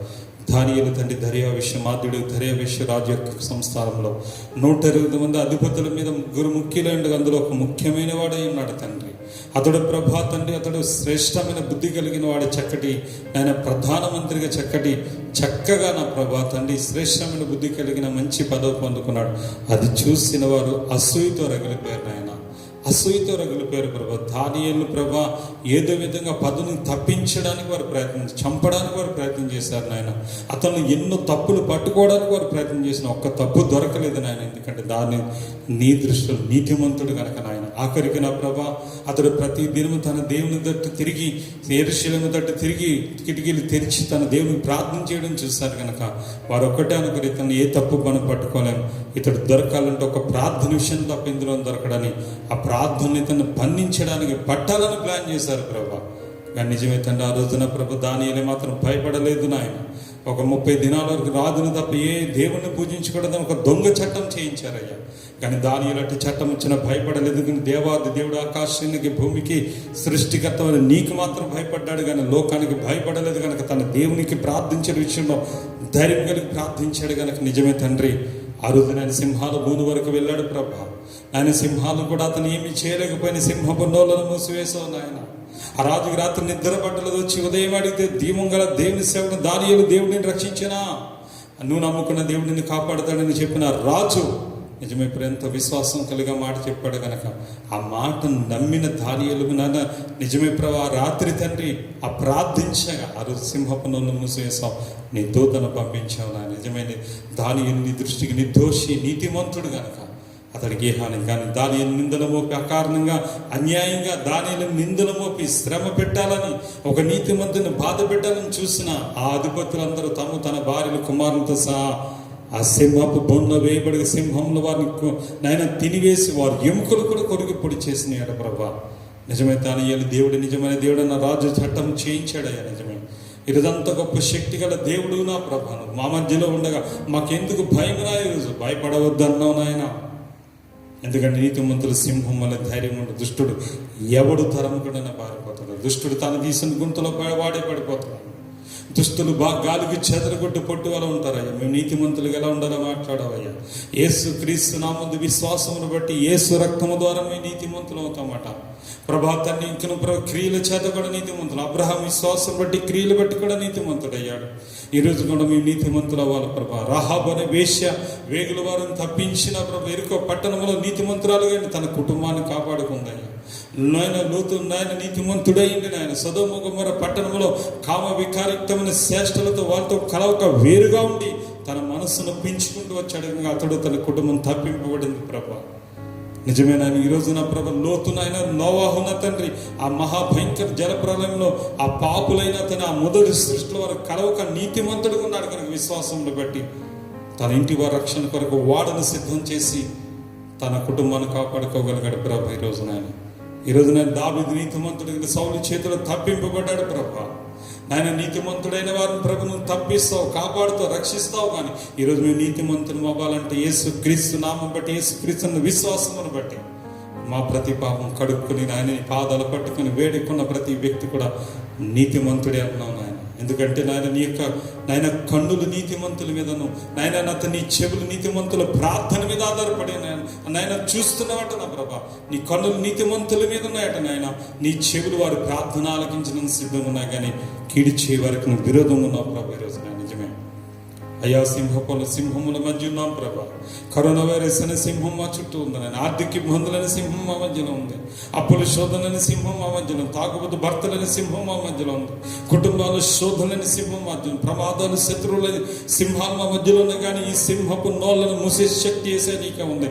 నీ దూతను పంపించి మమ్మల్ని భద్రపరచమని ప్రార్థన చేస్తున్నాను. ఈ కరోనాని సింహము నోరు ముయ్యబడాలామే, త్వరగా కరోనాని సింహం వేస్తున్నాము పూర్తిగా తరమబడాలామే. ఈ భారతదేశానికి, ప్రపంచ దేశంలో ప్రతి ప్రజలకు కూడా ఈ కరోనా వైరస్ వేసనంలో లయమైపోయి పూర్తి స్వస్థత కలుగునుగా ఆమేన్. ప్రతి ఒక్కరి ఈ వాక్యం వీక్షిస్తున్న ప్రతి ఒక్కరిని కూడా మీరు భద్రపరిచి ఆదరించండి ప్రభు. ఈ వాక్యం యూట్యూబ్ ద్వారా, ఫేస్బుక్ ద్వారా, వాట్సాప్ ద్వారా ఎంతమంది వీక్షిస్తున్న వారందరికీ వాక్యం అందాలామే. సహాయం చేయండి. మీ దాసుని మరి పరిచయాన్ని బలపరచండి ప్రభా. ఈ రొట్టె విరిచే రక్తం బూదిగా విస్తరింపచేతండి. త్వరగా ఈ లాక్డౌన్ ఎత్తివేయబడాలి ప్రభా. నాయన కరోనా కేసులు, పాజిటివ్ కేసులు పూర్తిగా జీరోకి వచ్చేయాలి ప్రభా. లాక్డౌన్ ఎత్తివేయబడి ప్రభా. మరి ఇదిగో తను చాలా మంది పనులు లేక చాలా ఇబ్బంది పడుతున్నారు, తను పూటగడకు ఇబ్బంది పడుతున్నారు, ఇతర దేశాల నుంచి ఇతర ప్రాంత వలస కూలీలు ఇబ్బంది పడుతున్నారు, అటు ఊరే లేక ఇటు పని లేక తిండి లేక మాడిపోతున్నారు ప్రభా. సరే వారిని బట్టి జ్ఞాపకం చేసుకుని ఈ భారతదేశాన్ని, ప్రపంచ దేశాన్ని మీరు కాపాడమని ప్రార్థన చేస్తున్నాను తండ్రి. ఈ సమయంలో మీ పాదాలు పట్టుకుని పెడుతున్నా అయ్యా. నిరాకడ త్వరగా సిద్ధం ఉంది అయ్యా. ఇంకా ఆలస్యం చేయను, త్వరగా రానట్టుగా నిరాకడ కొరకు మేమందరూ సిద్ధపడటానికి నాయన సహాయం చేయమని తన్ని ప్రార్థన పరమని చేర్చుకోమని నజరేయుడైన ఈ రోజు నాని ఈ యొక్క వాక్యం రికార్డ్ చేయడానికి సహాయం చేసిన బిడ్డలను కూడా మీరు దీవించమని, మరి పరిచయాన్ని మందిరాన్ని నాయన మీరు కాపాడమని ప్రార్థన చేస్తున్నాను. అలాగే తండ్రి ప్రభు ఈ సమయంలో ప్రార్థన పరమం చేసిన ప్రతిఫలం ఇచ్చే దేవుడు నమ్ముతో నజరేయుడైన క్రీస్తు యేసు మిక్కిలిగా బ్రతిమలాడి ప్రార్థించి వేడుకున్నాను పరమ తండ్రి. ఆమేన్. యేసు రక్తమే జయం, సిలువ రక్తమే జయం, యేసు నామ సంప్రదించం కలుగుగా ఆమేన్. సమస్త ఘనత, మహిమ, ప్రభావం తండ్రి, కుమార, పరిశుద్ధాత్మ ఎగిరితుకున్న దేవాలయం సదాకాలం చెందునుగాక ఆమేన్. తండ్రి మన దేవుని ప్రేమయు, ప్రభువైన యేసు క్రీస్తు వారి కృపయు, రక్షణయు, పరిశుద్ధాత్మ దేవుని సహాయం కూడిన మాకును సర్వలోకని ప్రియ బిడ్డలందరికీ ఇప్పుడు ఎల్లప్పుడూ సదాకాలం తోడు దీవించి ఆస్వాదించునుగాక amen. Amen. Amen. Praise the lord.